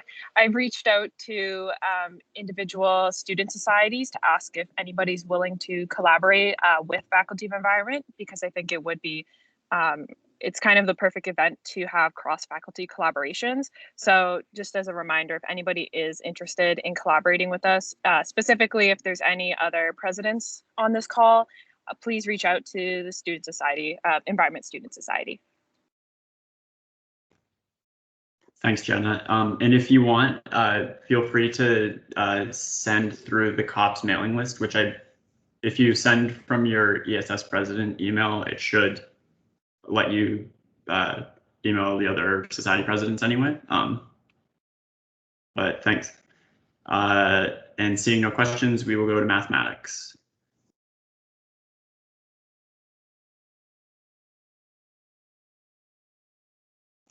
Go ahead, Vincent. So BPA Subursman and I are opening discussions with Lori Case, who's in charge of co-op and math, about PD and work term reports. Right now, we're just collecting some baseline data to make sure we're on the same page before we start those discussions. So probably hear more from Math Caucus in coming meetings about that. Thanks, Vincent. Seeing no questions, we will go to Science Caucus. Hi. So science, there aren't too many updates except the fact that we got 2 members of our science society to act as designates. And other than that, the science society is kind of talking to professors about the use of ProctorU. And those conversations are currently ongoing. So we'll let you know when there's an update. Thanks. Thanks, Manaswi. There's a question from Canon. I remember last year there was talks about science sending something similar to Busa boxes to the graduating class, but then that had kind of stopped because of the pandemic. I'm just wondering, are you still doing that? I haven't heard anything from the Science Society, but I think that we were just relying on the WUSA boxes so far. No, I'm talking about the graduating class. There should be requests to speak, so she might have a better answer. Sorry to cut you off. Hi. So it was like temporarily stopped because of the stay-at-home order, but now we just got approval from the faculty, so we're actually going in next week to pack the grad boxes and start the shipping and picking up. Thank you. Thanks, everyone. Next is Cambridge. Hi, this is Jason from Cambridge. So this week we had a student director meeting with the director of our school, and we just discussed concerns over the situation in Palestine. And we opened up discussion to the community who had family in Palestine or have been affected. And we've organized a talk with Anwar Jabit, which is a faculty member in our school who specializes in research about politics in Palestine. And as well, June is Indigenous History Month. So the tragic discovery of the 250 bodies in the residential school has allowed us to talk about this through a course with Andrew Judge. And he's opening up his Indigenous course to the entire school on June 22nd to allow everyone to have the opportunity to educate themselves about the situation. And we're seeking resources from students to suggest books that have to do with Indigenous studies in Canada. And finally, we have a Racial Equity and Environmental Justice Task Force report coming out, which has 2 volumes. And it was established a year ago in the wake of the murder of George Floyd. And it's in response and to renew calls of different groups within outside of the school to address racism. And yeah, that's everything. Thank you, Jason. Canon has a question. So I was wondering, how can we access that class if we want to? At the moment, they're only open for architecture students, but I'm able to talk to the director to send out the meeting for everyone. I'm sure that the intention was to educate, be open to everyone, but at the moment it's available to architecture students, but I'm happy to send out the link if I'm able to. Thank you. Thanks, everyone. So next is the Kitchener campus.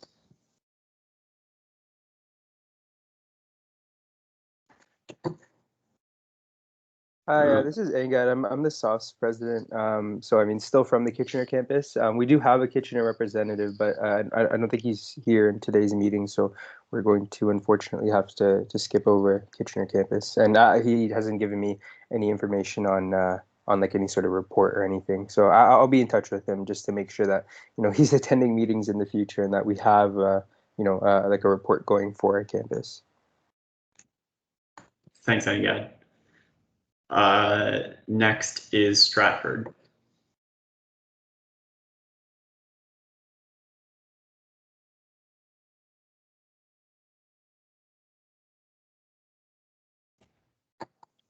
Hearing nothing for Stratford, we will move to St. Jerome's.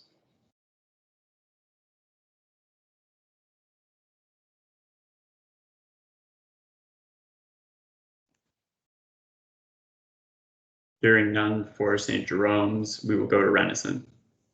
Hi everyone, it's Vicky here. I don't really have anything to report for Renison, as the spring semester is not too busy at Renison, and RASC itself is actually more or less on hiatus. So if I had anything to report, it would be with like the internal part, not so much the students. Thanks, Vicky. So that brings us to the officers' reports. The only thing I can think of is Vicky brought to my attention that last year Abby may have sent out an email about like swag or like sweaters or something for council. So I guess I'll just bring that up here. I don't know if there's any interest for that sort of a thing, if people would be interested in having like council sweaters or something like that. And if so, maybe we can look into that. Otherwise, yeah, that's pretty well it. Cannon? I'm just gonna say budget-wise, we did allocate money for both board and council swag last year. And that is something that is also part of the procedure, I believe, at this point of, I don't know which procedure it is at this point. But there is money allocated towards that, and I believe Abby already ordered them. I'm not 100% sure. Okay, I will have to do some homework on this then. Steph? Sorry, the procedure is volunteer appreciation. Okay, thank you. Okay, I will,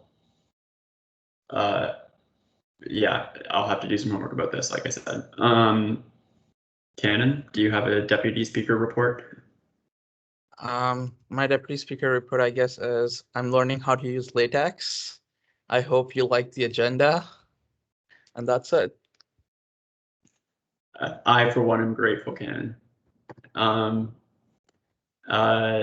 Edward? I would like to point out the deputy speaker is actually pronounced LaTeX. Sorry, what? It's pronounced LaTeX. It comes from Thanks Greek. for letting me know. Oh, interesting. Kai, I guess that makes sense. Okay, that's enough Greek for the day. Matthew, do you have a secretary's report? Well, otherwise, Mike. Not in particular, unless there's something Mike would like to add in. I have nothing to add. Okay. Okay, that concludes officer reports. There are no reports from standing committees or commissions. We have done our special order already, which brings us to business arising from the minutes. A motion, be it resolved that the Students' Council elect Councillor Blank to serve on the Chief Returning Officer hiring panel. I will move this. Can I hear a second? Second. I saw Matthew Schwartz seconded. So I'll explain a little. In the elections and referenda procedure, the chief returning officer has to be hired for the year. The hiring panel consists of myself, the secretary of the corporation. So I'm not sure if it's myself as the president or myself as the speaker, but I think it's the president, and the secretary of the corporation, in this case, Matt, and a student counselor who form the hiring panel for the CRO. Then I will work with the CRO once they are hired to hire an ERO, elections and referenda officer, for the by-election specifically this spring.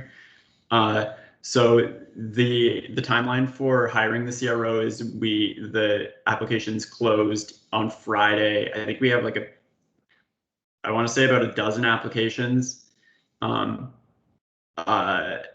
So I guess we'll meet sometime this week to review those, schedule some interviews, and hopefully have somebody selected by the end of this week, so that we can get the ball rolling on elections stuff before nominations open on the 6th of July, which is in like 3 weeks or 4 weeks maybe. So yeah, is anybody interested in serving on the CRO hiring panel?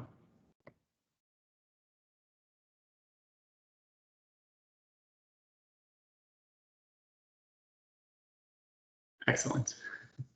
Okay.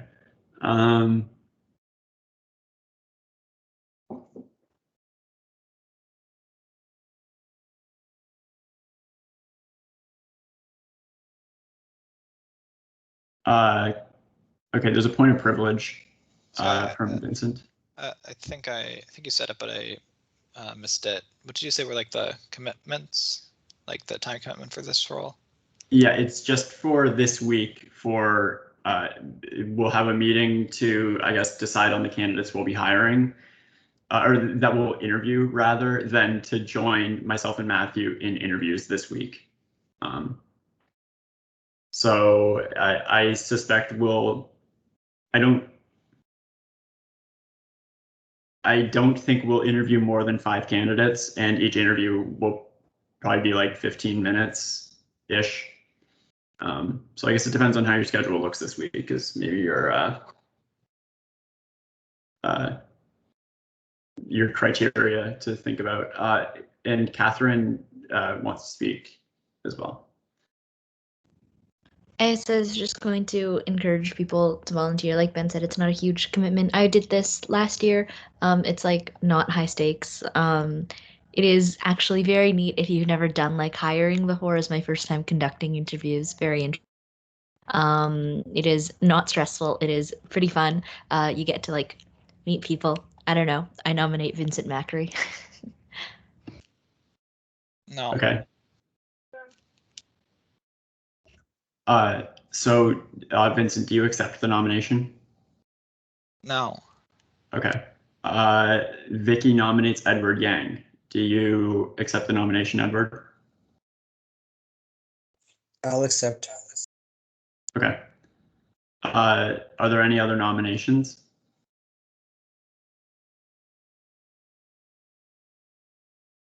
Okay, hearing none.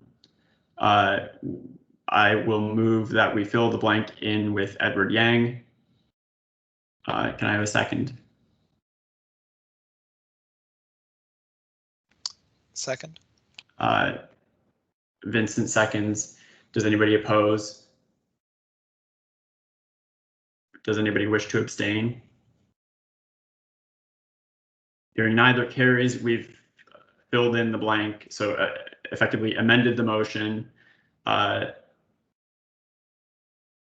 We amended the motion to fill in the blank with Edward Yang.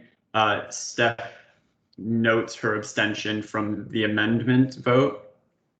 And now we will vote on the motion proper, which reads as follows: be it resolved that the Students' Council elect Councillor Edward Yang to serve on the CRO hiring panel. Does anybody oppose the motion? Does anybody wish to abstain?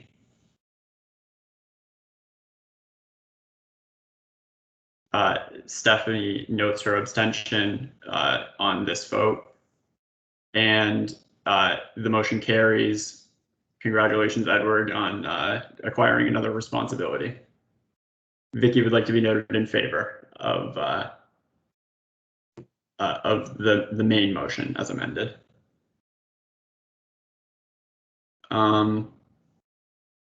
Okay, that brings us to item 6.2. By the way, Connor, if you need me to like slow down or anything, let me know. You can always unmute and just interrupt. To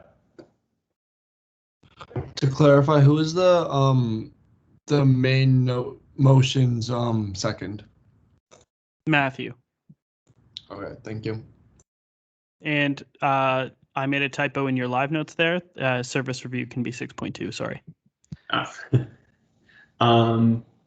Yes, that brings us to the service review report. There is a motion, be it resolved that the Students' Council accepts the 2020-21, don't think about that too much, service review report as presented in appendix. This is submitted by Vice President Dong. May I take you to be the mover? Yes, sir. Is there a second for the motion? Steph seconds. Okay, Catherine, if you'd like to speak to the motion, you have the floor. I guess I touched on this during my report. It's basically just council saying, "Yep, this is the report," pending any like minor clerical changes or just adding a little bit of context. It is a comprehensive report on the results of the survey as well as the reviews conducted through IEC and CLAC. And council approving it gives me and the rest of the campus life department the thumbs up to get started on laying out plans to implement any necessary changes, as well as for me to bring to CLAC any discussions surround mandate amendments. Yeah, I'm very happy to take any questions. It's a very long report. It's almost 20,000 words, so I don't blame you if you haven't read the whole thing. But if you are interested in reading, I would say that the 3 sections that you can sort of read to get the idea are on the first page or so, it talks about the procedure, method, purpose. And then if you scroll towards the end of the report, the sections, general themes across all services, and I believe conclusion and recommendations. Those are the 3, like, I guess, must read sections, and you can get a pretty good overview of what's going on. Thanks, Catherine. Edward has requested to speak. Hi, I just wanted to ask about the recommendations. All the coordinators have been told and consulted on the recommendations specifically in this report?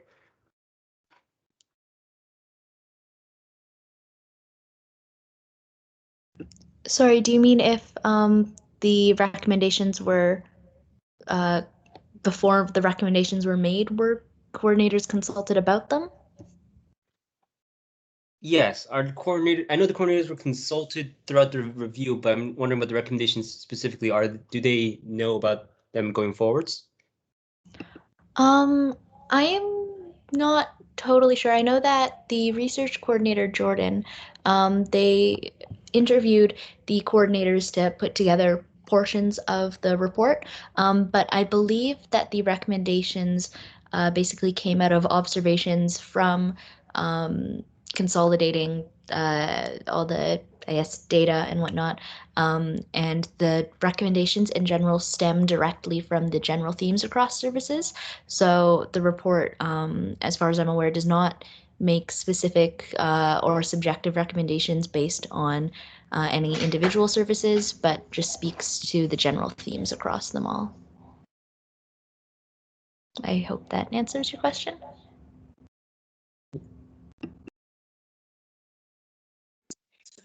I guess my main concern is if we make these recommendations, are the coordinators actually going to be on board with some of these? Are all the coordinators as a whole going to be on board with them?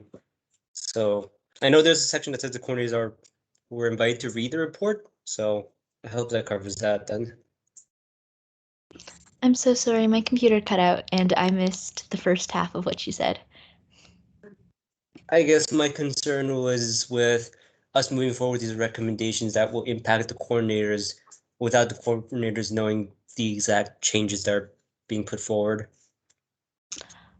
These recommendations are, again, as far as I'm aware, because most of this process happened before I came into office, I guess.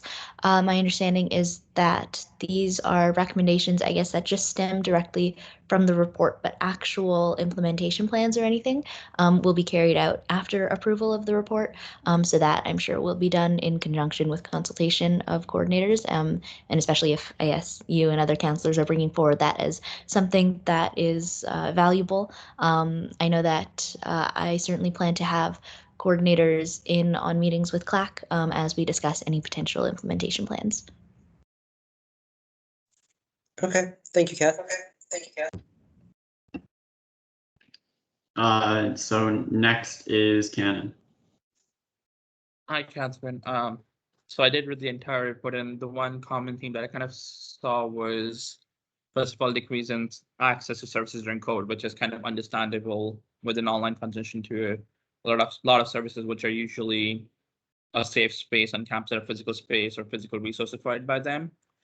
But another thing that I noticed was a lot of the focus on advertisement for these services, whereas initiatives is done on Facebook and Instagram, which might not be accessible to a lot of international population, those platforms.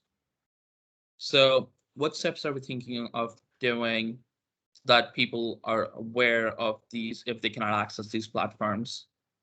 Because like, while you said that people do, like, in the, not you, but like the review said that people learn about the services through busa.ca, uwaterloo.ca, but like that's not where we post the events that these services are doing, or whether it's peer mentorship that they're doing.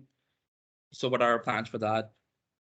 I remember specifically last year and IAC discussing this. And in general, I'm aware that there are some projects going on behind the scenes around things like a services events calendar that will be accessible, I believe, through wusa.ca. And in general, I think that there are discussions going on about how we can better implement I guess regular updates and advertising actually happening on the WUSA website itself, so not just on social media. And hopefully we can also, I guess, bring more traffic to the WUSA website so that students know where to look. And I guess moving forward, I certainly have intentions to incorporate some sort of like email to students broadly that lets them know about the services, especially as new first years are coming in. But in general, a big push to incorporate more of what we do on Facebook and Instagram right now onto wusa.ca.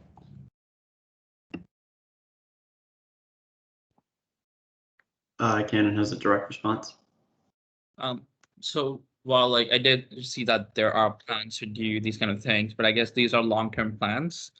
Like, what are our plans for short term, especially with COVID? Like, we still have a huge chunk of our students who are not in Canada right now. So what are we planning for the short term? Truthfully, I don't know. I know that there are some like short-term things that are happening with like that events calendar. I'm not sure where it lies on like the spectrum between internal and external, but I'll make a note to check in on that, just to see like what can we put up on the WUSA website. I know that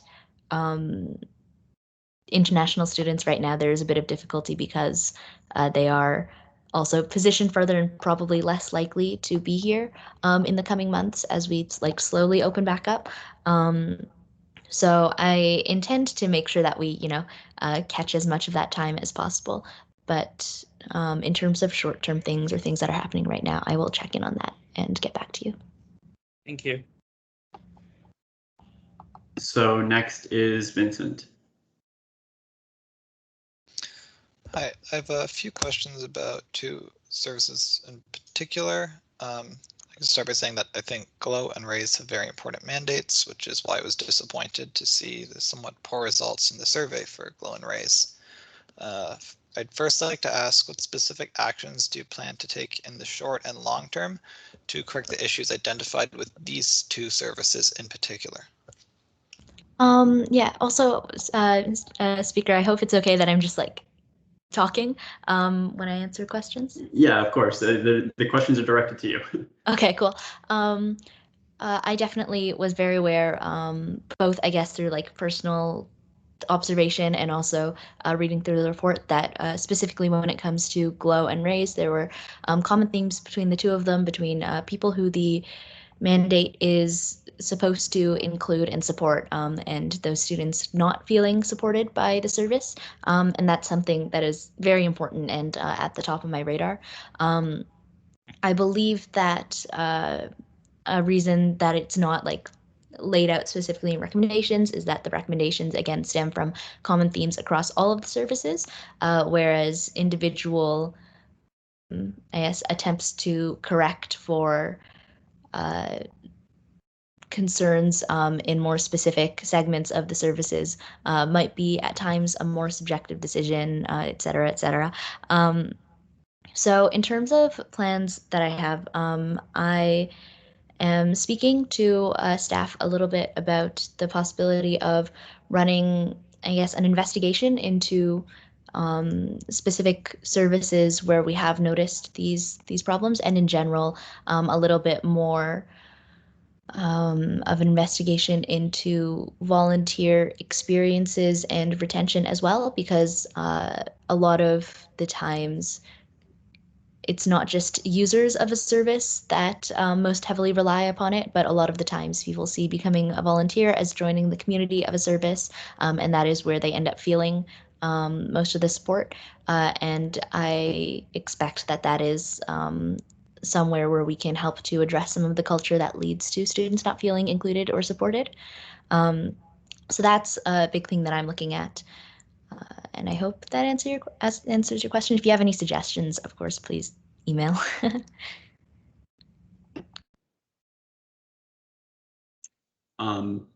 So I guess we'll go to Vincent, question 2. Yep, so thanks for that. As a math counselor in particular, I'd like to know what you plan to do about the perceived mistreatment of STEM students by Glow and Raise. For instance, would you consider implementing some requirements for having representation from all faculties in service leadership, or will you consider faculty representation as a factor in hiring decisions going forward? That is not a plan that I currently have. I think that there is value in I guess being cautious of which intentional steps that we take, especially because there is a balance to be struck, I guess, between making those sweeping changes and also trying to maintain services as a safe place for the people who currently are there. But I am very cognizant of how the people that a service retains as volunteers are the type of people who enjoy the current culture, and therefore that does not promote change, I guess.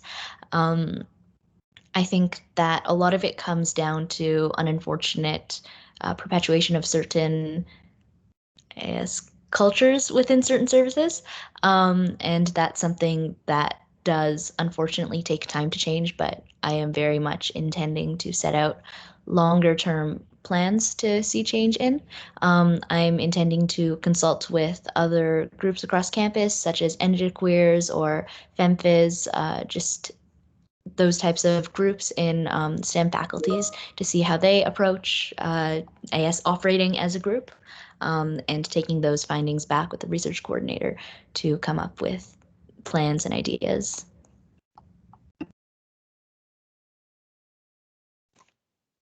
Next is Steph. Hi there. I was just wondering if you could speak a little bit to perhaps concerns that like folks may have about sort of the reliability or representation of the data. I imagine there's concerns about potentially volunteers of service or whatnot stacking sort of the results, or I guess on the other side, like folks intentionally inputting negative comments to sort of like, again, sway the service review certain ways.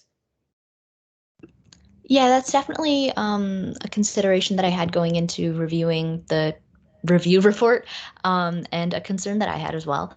My understanding is that a lot of the questions that are more, I guess, deterministic of the outcomes of certain pieces of data, is that students are expected to indicate whether they have access to service or not, and then they are only able to answer certain questions if they have access to that service.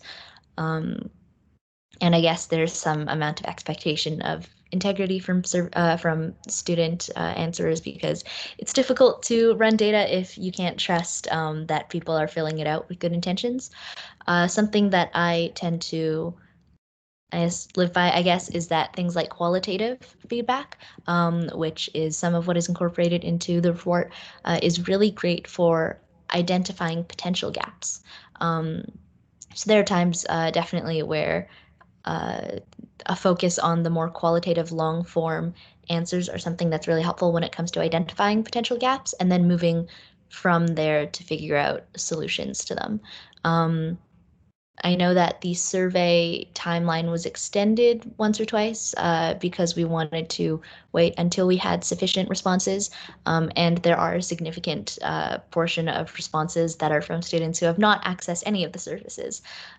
So I do believe that that points to hopefully a supermajority of integrity when it comes to filling out the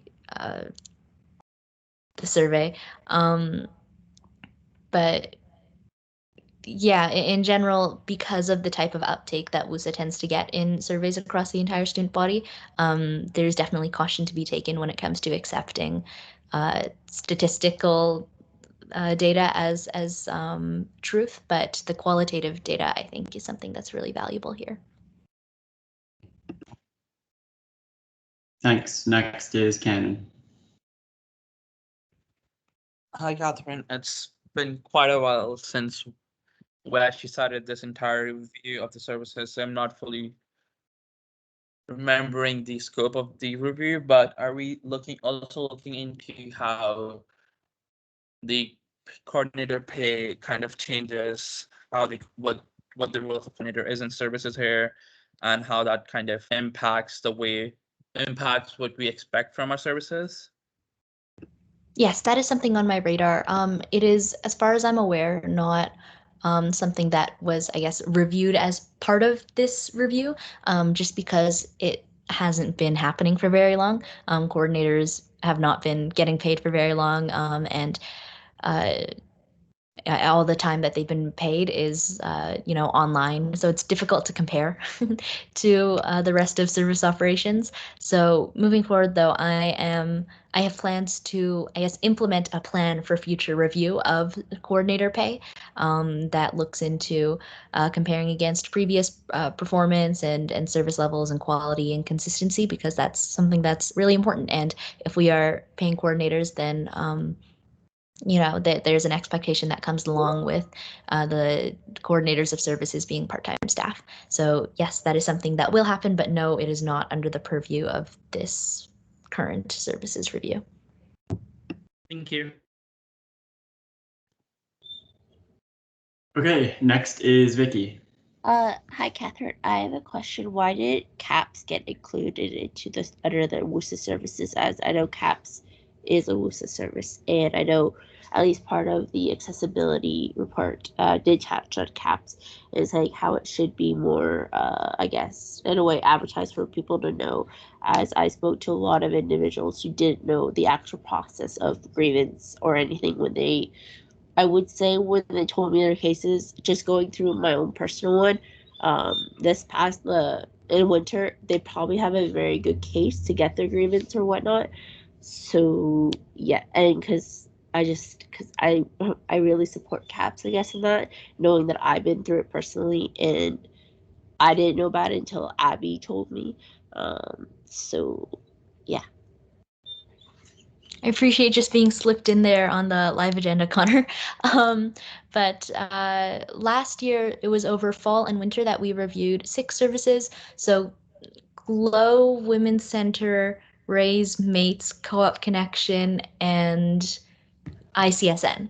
And then last year, we also approved the plans for continued review this year. So this term, CLAC and IAC will be conducting reviews following a similar or maybe even the same process as last year for Campus Response Team and CAPS, which is the Center for Academic and Policy Center for Academic Policy Support.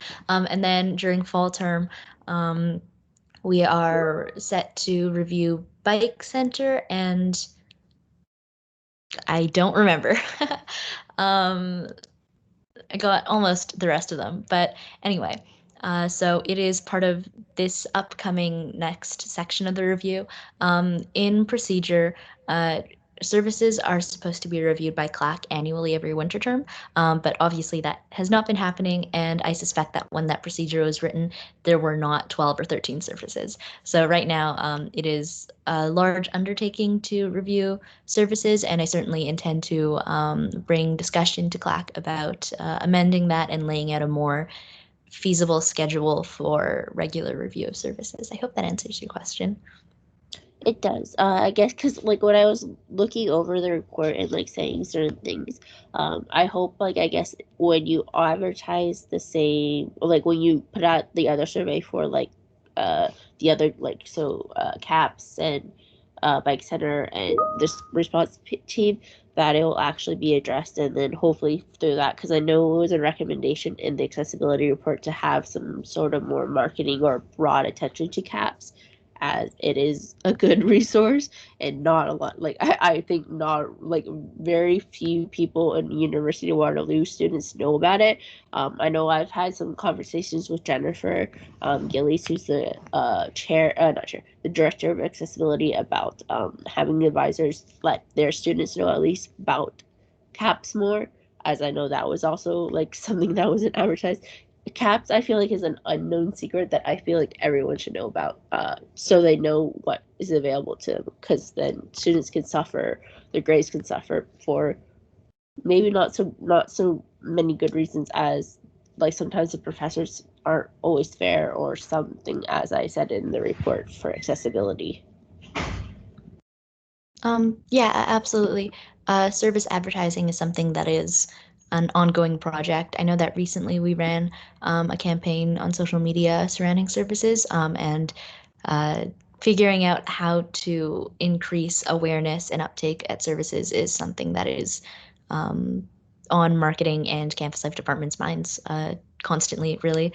And it is a common theme that was identified during this services review, just about how there needs to be increased awareness of services for them to be more effective, and it has been an ongoing concern since at least 2013.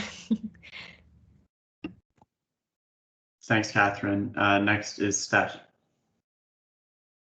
Yeah, I just wanted to say something with regards to, I guess, like the adoption of this report. Yeah,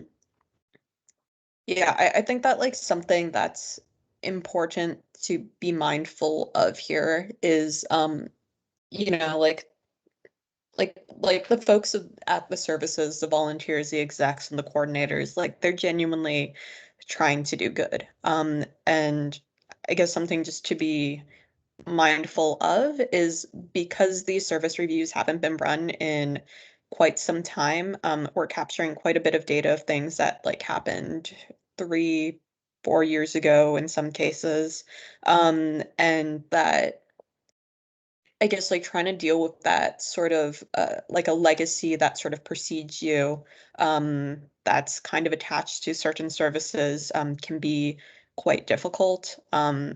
I just want to reassure council, at least from the conversations that I've had with some of the services, that it's something that they're aware of, and that like they are disappointed that there are students sort of walking away not feeling supported, and you know that it's sort of like a complicated issue to address. That also is, you know, students being willing to sort of give the service another shot, to sort of prove themselves.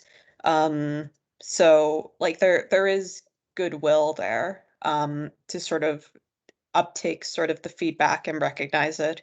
And I just wanted to, I guess, add that perspective to this conversation, because I feel like that hasn't really been emphasized. But like I'm genuinely really hopeful that sort of the results of this service review, you know, lead to some good kind of going forward, and that we're willing to work productively with the services in order to get there. Yeah, thanks, Steph. I really appreciate that, and that's definitely where I'm coming at this from as well. A big part of the services review isn't like, you know, we collect data and then we tell them what to change. A lot of it is, you know, we help them to reach that broader audience, and then coordinators can take the data that we collect and take it in for I guess, internal review and intentions to change, because it is difficult for services to reach a broad audience. So it's important that we're doing this regularly so that we can help services see and effectively implement the types of changes that they want to make, but don't know what changes they need to make, because it's people who enjoy the services that keep coming back to them. So this helps coordinators see, I guess, what positive changes they want to make. Thanks. Finally, we have Vincent. Hi. So one of the issues mentioned, one of the issues with RAISE that's repeatedly brought up in the report is confusion over the scope and purpose of the service. Then the report also mentions that RAISE is looking into starting a magazine. Can you speak to how this fits into the current mandate of RAISE, and more broadly, given that WUSA has finite resources, at what point do you think that as VPSL you need to push back when services are starting more and more projects that will consume more and more resources, regardless of how worthy those projects may be? I guess I don't have a clear answer to your question. Plans for instance, you're saying that this magazine from RAISE isn't something that I have. It's not something that is immediately brought to my attention most of the time. It is a large portfolio, and I don't directly speak to the coordinators of services regularly, although that's something also that I am working on in terms of regular connections with the coordinators, both so that services feel more supported and so that I have a better idea, I guess, of what's going on.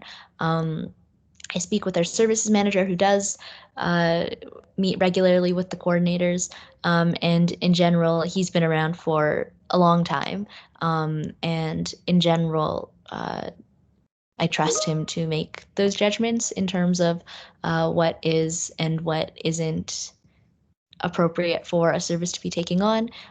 But there are certainly times where I'll catch a whiff of something and go, hold on a second. And a lot of the times that is the solution to that is just setting up a meeting and chatting about something with the coordinators that are undertaking that project, because sometimes it's just a lack of communication. In terms of scope of RAISE and projects that services take on, mandate review is something that is an upcoming step of the services review this term, after this report is ideally accepted, and that's something that CLAC and maybe IC a little bit will be helping to take on in terms of if we need to make any changes to mandates to clarify service scopes. And part of my plans moving forward with this review are to really make sure that those mandates and an understanding of what they imply about scope are something that is clearly communicated between the AS governance of campus life department and the coordinators. Thanks, Catherine. There's a point of order. Yeah, I just want to make sure that we're staying within the scope of discussion for the services review report, and that I think some of the conversations starting to stray a bit into general conversation about services, which might be better in a different time, different format. Okay, thanks, Edward. Next is Cannon. I just have a quick question about two of the recommendations in the report. So one of them says that WUSA should, sorry, give me a second, I'm just reading it. That WUSA should hire another full-time staff to help these services. And then another point, there's a separate recommendation says WUSA should hire a equity coordinator or equity manager or something similar to that to support the advocacy-based related services. So are these going to be two different staff members, or are it going to be one staff member? That is something that is currently in the works and not solidified yet. There is now a job posting for, I believe it's called equity specialist for the organization.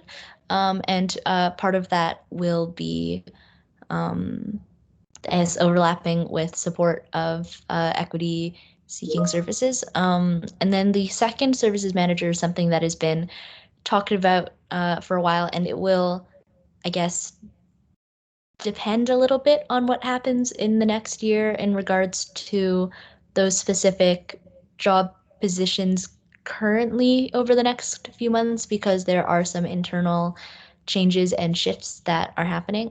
And so it is not completely set in stone yet, but the report identifies by saying that, I guess, something that staff have been aware of for quite some time now. And I guess it's sort of like there should be this position there's a recommendation to have a position to support the equity seeking services.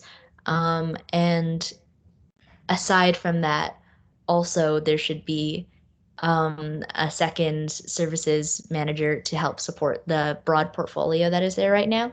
And implementation of that, I think, is dependent on how that equity role is integrated into the rest of the network, and broadly what the operation of services looks like in the next year. Thanks. There's a direct response from Vincent. I guess kind of just adding on to Kenneth's point about hiring. In recommendation 5, it says, moving forward, it's also recommended that a new full-time staff member be hired to support the goal development and the overall vision of each service as well. Is this saying like one full-time staff member to support all the services, or like one full-time staff per service, so like hiring 12 people?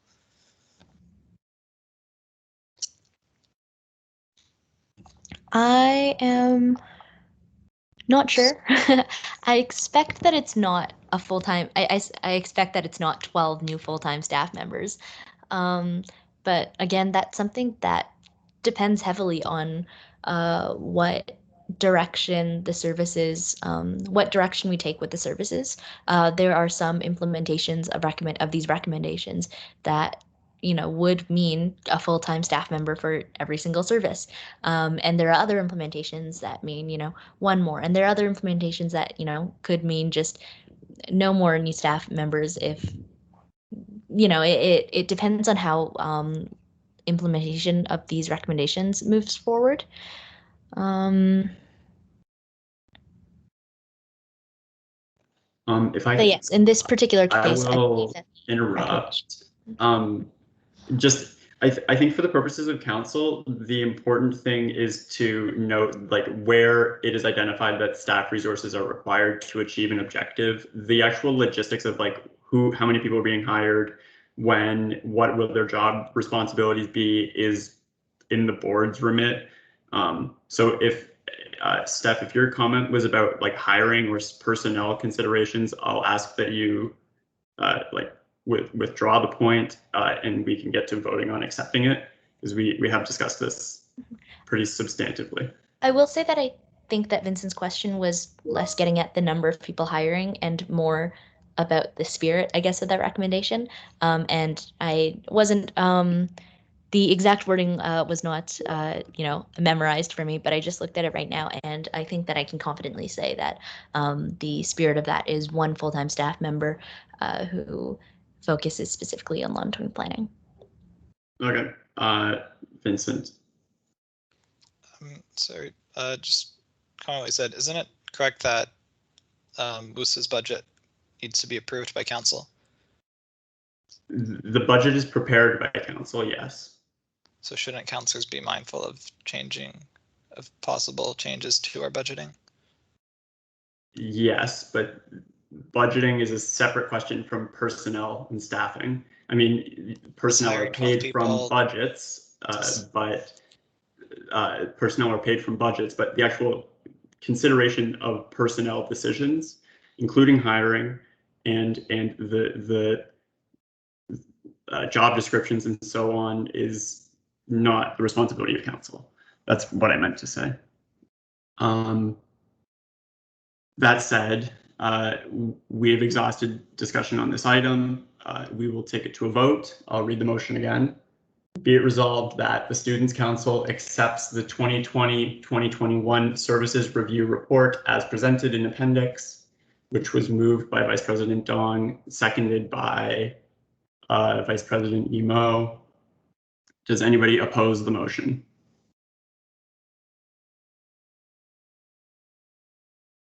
Does anybody wish to abstain?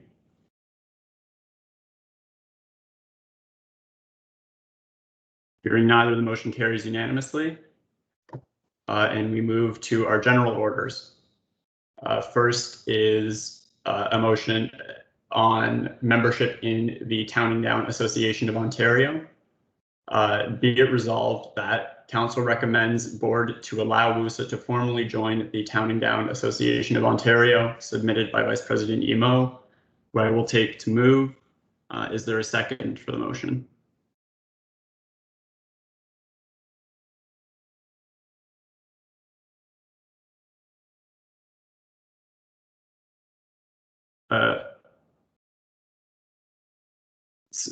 Sorry, Connor. Steph moved it. Vicky has seconded. Okay,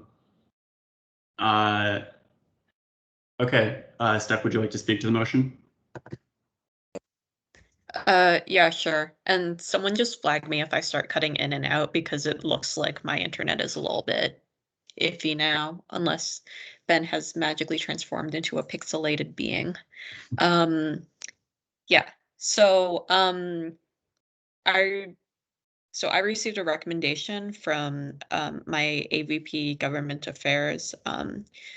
Last year, WUSA had received an invitation to join the Town and Gown Association of Ontario, of which the membership is free. But in order to basically join this organization as per sort of our policies and procedures, it requires approval by the board, and it usually involves sort of like the recommendation of council.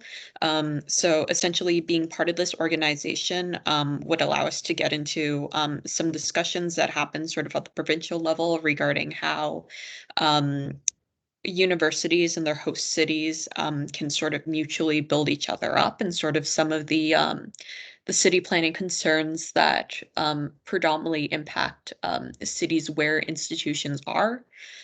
So we are part of the sort of Waterloo Town and Gown Association that has been like led to some super sort of meaningful work sort of on that front.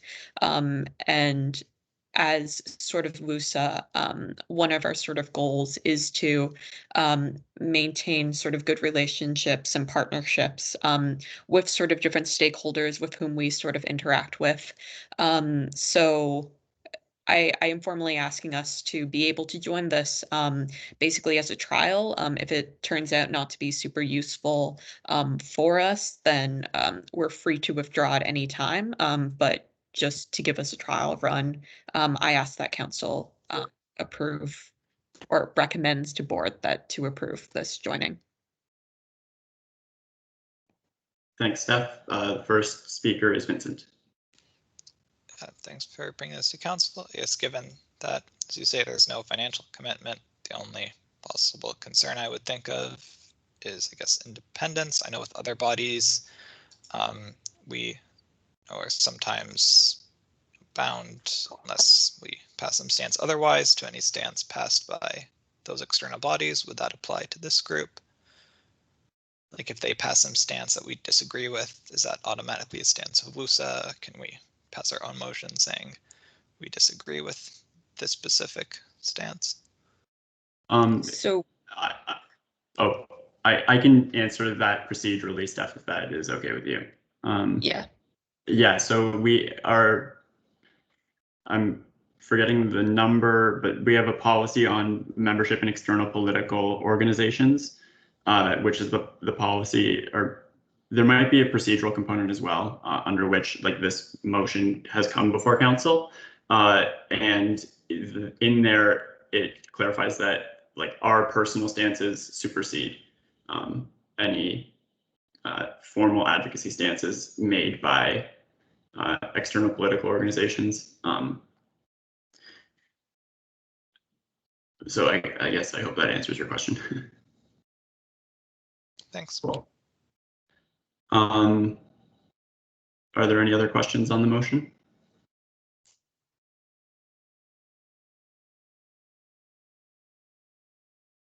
Okay, hearing none, we will take it to a vote. Does anybody oppose the motion on the floor? Does anybody wish to abstain? Hearing neither, it carries unanimously, and council has recommended to the board to join the Town and Gown Association of Ontario. Next is item 7.2 on an amendment to policy 25, sustainability. Motion proposed reads as follows. Be it resolved that council accepts the first reading of amendment to policy 25 as presented in appendix, and be it further resolved that council tasks EAC with integrating the feedback received at council and bring a final draft to council for approval. Submitted by Vice President Emo. Can I hear a second? Catherine seconds. Okay, thanks, Catherine. And obviously we'll take Steph as the mover. So Steph, would you like to speak to the motion?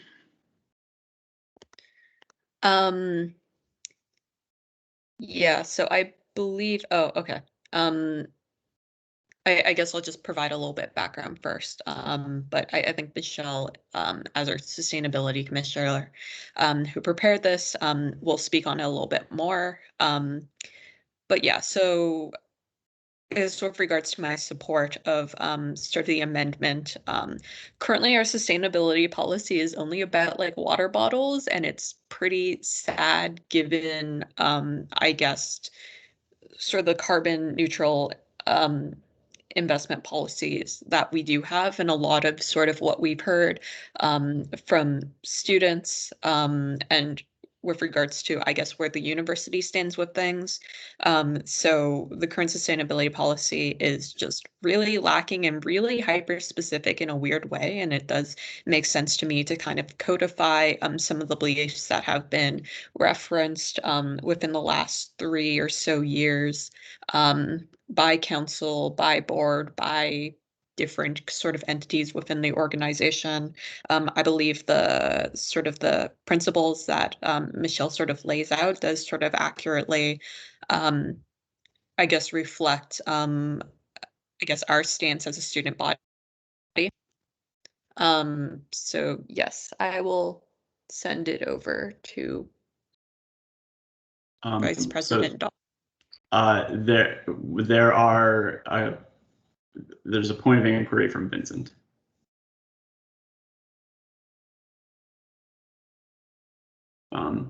You're muted. Hi, just 2 questions to make sure I'm reading this right. Is it the parts that are in bold that are the additions to the policy? I recognize a nod from Michelle. Yes, okay. And one of the be it resolved clauses mentions sustainability purchasing guide. Can you like send a link to that or something in the chat? Not sure what it's referring to. It's being created is the answer to that. Cool. Okay. So first on the speaking order is Cannon, but I'll give an opportunity to Michelle to speak to this. Just for your information, you have speaking rights at council as a commissioner, but we're like using the chat to determine speaking orders. But I can give you an opportunity to speak now if you'd like to give sort of a high level overview of the policy and changes, if you'd like to. Yeah, thanks, Steph, for the intro. I don't know if did you send the briefing note to council? If not, I can just send it in the chat also. I guess I can just say I attached the briefing note as an appendix, I believe. Okay, cool. Yeah, I would say like if you want more details on context and what I was working with in terms of parameters for the policy, that's in the briefing note. But just to highlight some stuff and reiterate what Steph was saying about WUSA policy, like WUSA's been individually supportive of different university policies and things that have come out recently, like the climate emergency declaration or the carbon neutral investment policy. But obviously our actual policy hasn't been updated since 2016. So the stuff I added is more conceptual, and it's a lot broader in its scope than food waste and water bottles, which are obviously great. But I think we can think a little bit more big picture. And one thing I also found was sort of sorely lacking in the policy was internal accountability for WUSA. So how are we going to improve operations? How are we going to improve purchasing? How are we going to improve the training that we give to staff, coordinators, and volunteers in clubs and services so that we can sort of walk the talk and not just support things that are happening, but also ensure that there's some sort of mechanism to hold ourselves accountable for making changes to sustainability. Yeah, this is obviously like my first draft of it, and I'm super open to any thoughts, comments, and things. But I did, just sort of to talk about process a little bit, did read through all of the relevant UW and WUSA policies on this. So it's some of them in the briefing note I mentioned are policy 53, which is like UW's policy on environmental sustainability, shift neutral, read through the climate emergency declaration, and also the USA environmental sustainability policy. I also looked into a bunch of different Southern Ontario universities policies to see what they were looking at in terms of big issues, and sort of took some cues from those. But yeah, happy to be here and happy to take questions if anybody has any. Thanks, Michelle. So the first question is from Cannon. It's kind of like it's split into two different questions. First, what it says, one of the B results says that the Federation of Students will make all purchasing decisions after investigating all possible alternatives and select the most environment-friendly option according to its sustainable purchasing guide. Who all will be bound by this? Would it just be the main Federation of Students? Would it be services included, the societies, clubs? Like, what is the scope here for this? And my second question was going to be, there are a lot of times when, or not a lot, but there are times when going towards the most sustainable option is fiscally not possible, either due to budgetary constraints or different needs.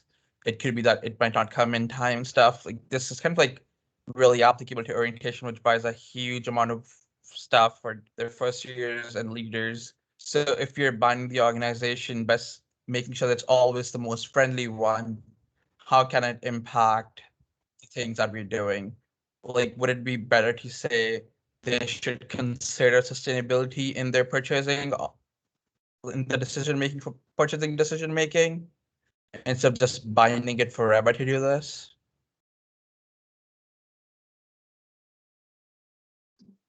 Can I answer that question? Yeah, okay. Go ahead. Thanks for your questions. Yeah, those are definitely important concerns, especially about accessibility in terms of finances and taking into concern time constraints. Yeah, the sort of issues that I wrote that, and we're still creating the sustainable purchasing guide, so I don't have specific answers for you. But I will say that I'm working with WUSA marketing on this. It actually came out of discussion I had with Alex about how to, like, what criteria they're using to purchase stuff for WUSA boxes. So I'm working with marketing, and that's the sort of approach that I'm thinking, because I know clubs and services will go to marketing if they have requests for swag, for instance, if they want to purchase something for their volunteers or whatever. So that's kind of where I'm thinking that's going. Definitely amendable to stuff in terms of wording, but I think it'll be a lot clearer when we have this guide. The sort of like reasoning I had behind it was I want it to be codified so that there is an answer to that question. Like, here's a resource that you can turn to if you have questions about it. But I think it'll be, like, long story short, I think it'll be more explicit when we actually create this guide as an internal resource for WUSA. Thanks, Michelle. So Vincent has a direct response. Sorry, actually, there's a point of privilege from Steph. I was just wondering if it was possible for Connor to throw up the the actual amendment to policy 25. It isn't opening on my computer, and I imagine that since part of this thing is to provide feedback that then can be integrated into the final draft by EAC, that it would be handy to have like the actual motion up. I'll just say that it is in the appendix to the agenda package that was sent out, as far as I know. It's like the final attachment. So if you scroll to the very bottom of the agenda package, you'll see it. Okay, I'll figure something out. It's like, for some reason, the agenda is not opening for me anymore. Okay. Okay, Connor has pulled it up. Thanks, Connor. That said, we will go to Vincent for his direct response. Yeah, I guess I kind of agree with the concerns Ken brought up, and that I like the spirit of this, but the wording is seems a bit strict, like all purchasing decisions. Like, what does that mean? We need to investigate like the environmental impact of like Zoom versus Teams when we're like setting up events. Or I guess, and then again, like all possible alternatives, like there could be a lot, there could be hundreds of like different straw companies or something. And I guess, or, there's also just the question of like quality, like maybe thinner toilet paper is more environmentally friendly. But I'd prefer we don't have one-ply toilet paper in SLC. So I guess I like this, but I think I'd like to see some wording changes on that clause. Thanks, Vincent. Next is Cannon. Sorry, and this might not be a Michelle question. This, I guess, might be a Catherine, Matthew, or like an exact question is like, who is being covered by this policy? Again, like societies, are they covered? Are clubs covered? Like, because those are kind of like a distinct part of WUSA, which is not really main part of WUSA in that sense. And my second, which is kind of direct reply to Michelle, like the assumption that you're making that services go to marketing to get stuff, that's not always true. Like, I'm part of math orientation. There are times when I directly talk to suppliers, not go through WUSA to buy stuff, but we are technically, in a way, working in partnership with WUSA because orientation is under WUSA, but we are separate entities. So it's like we're not always bound to go through this route. And again, something which is like figuring out all possible alternatives. Like, a lot of time we get quotes from WStore or different suppliers. Like, we don't know the backstory of where they're getting the material from. And like, if it's a responsibility of the person who's getting that quotation to do all that research, that seems like a huge amount of work for someone. Thanks, Cannon. Next is Steph. Yeah, I just wanted to say, like, thank you for the feedback. That's definitely going to be considered as we sort of, I guess, take like the vagueness or some considerations or whatnot that you're bringing up into sort of the edited policy. I will say that quite a bit of this, I mean, would tie into sort of, I guess, operating policy, which would be more underneath Matt's purview. In addition, I believe that if we are passing a sustainable purchasing guide, that in and of itself would likely outline sort of the limitations and how binding it is. So again, definitely appreciate all the concerns being brought up, but I would ask not to get, I guess, a little too focused on the nitty gritty of it. Just flag concerns, and then that can be addressed a little bit later. Thanks, Steph.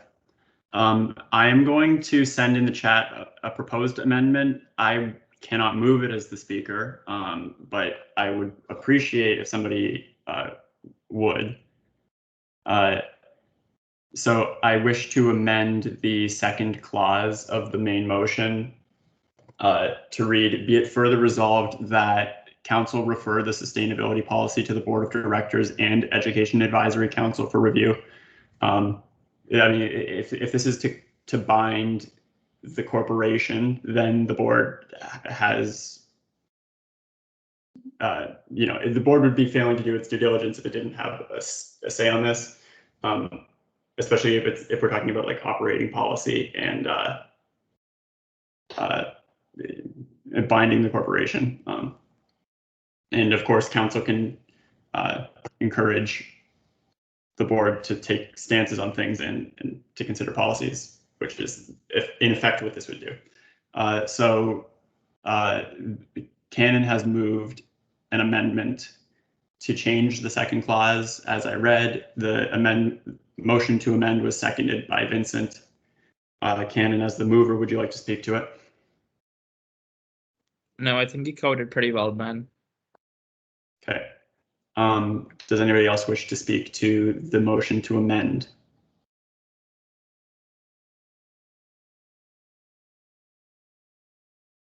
Hearing none, we will vote on the motion to amend the main motion.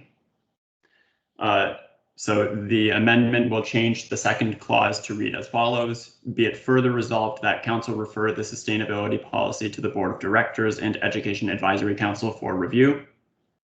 Does anybody oppose the motion? Does anybody wish to abstain? Hearing neither, it carries unanimously, and we have amended the motion. Now we are back to the main motion. Does anybody else wish to speak to the main motion as amended?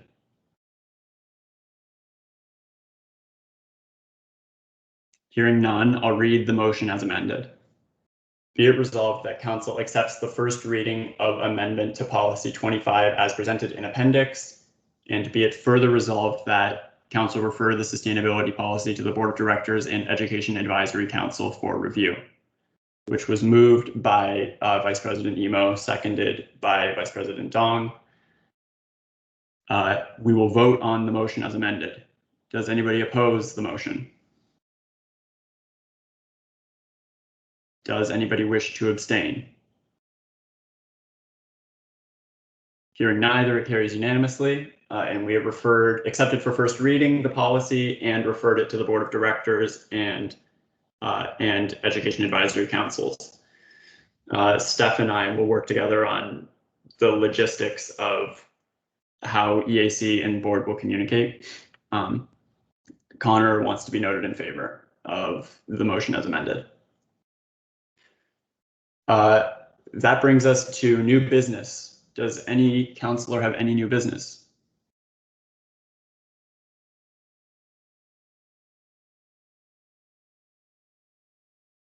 Hearing none, that brings us to announcements. Does any councilor have any announcements?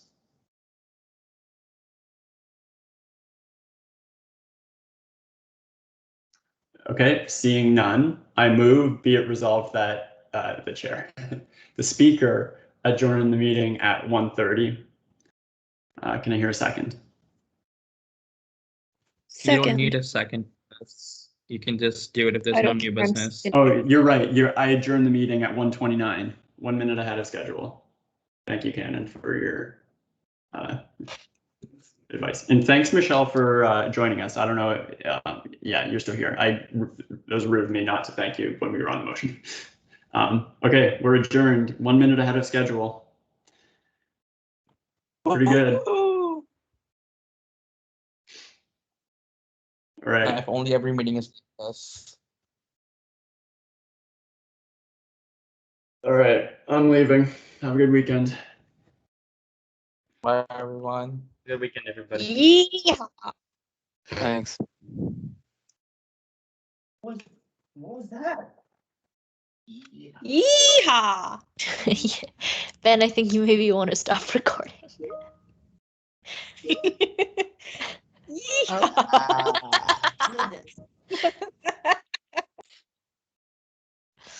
All right.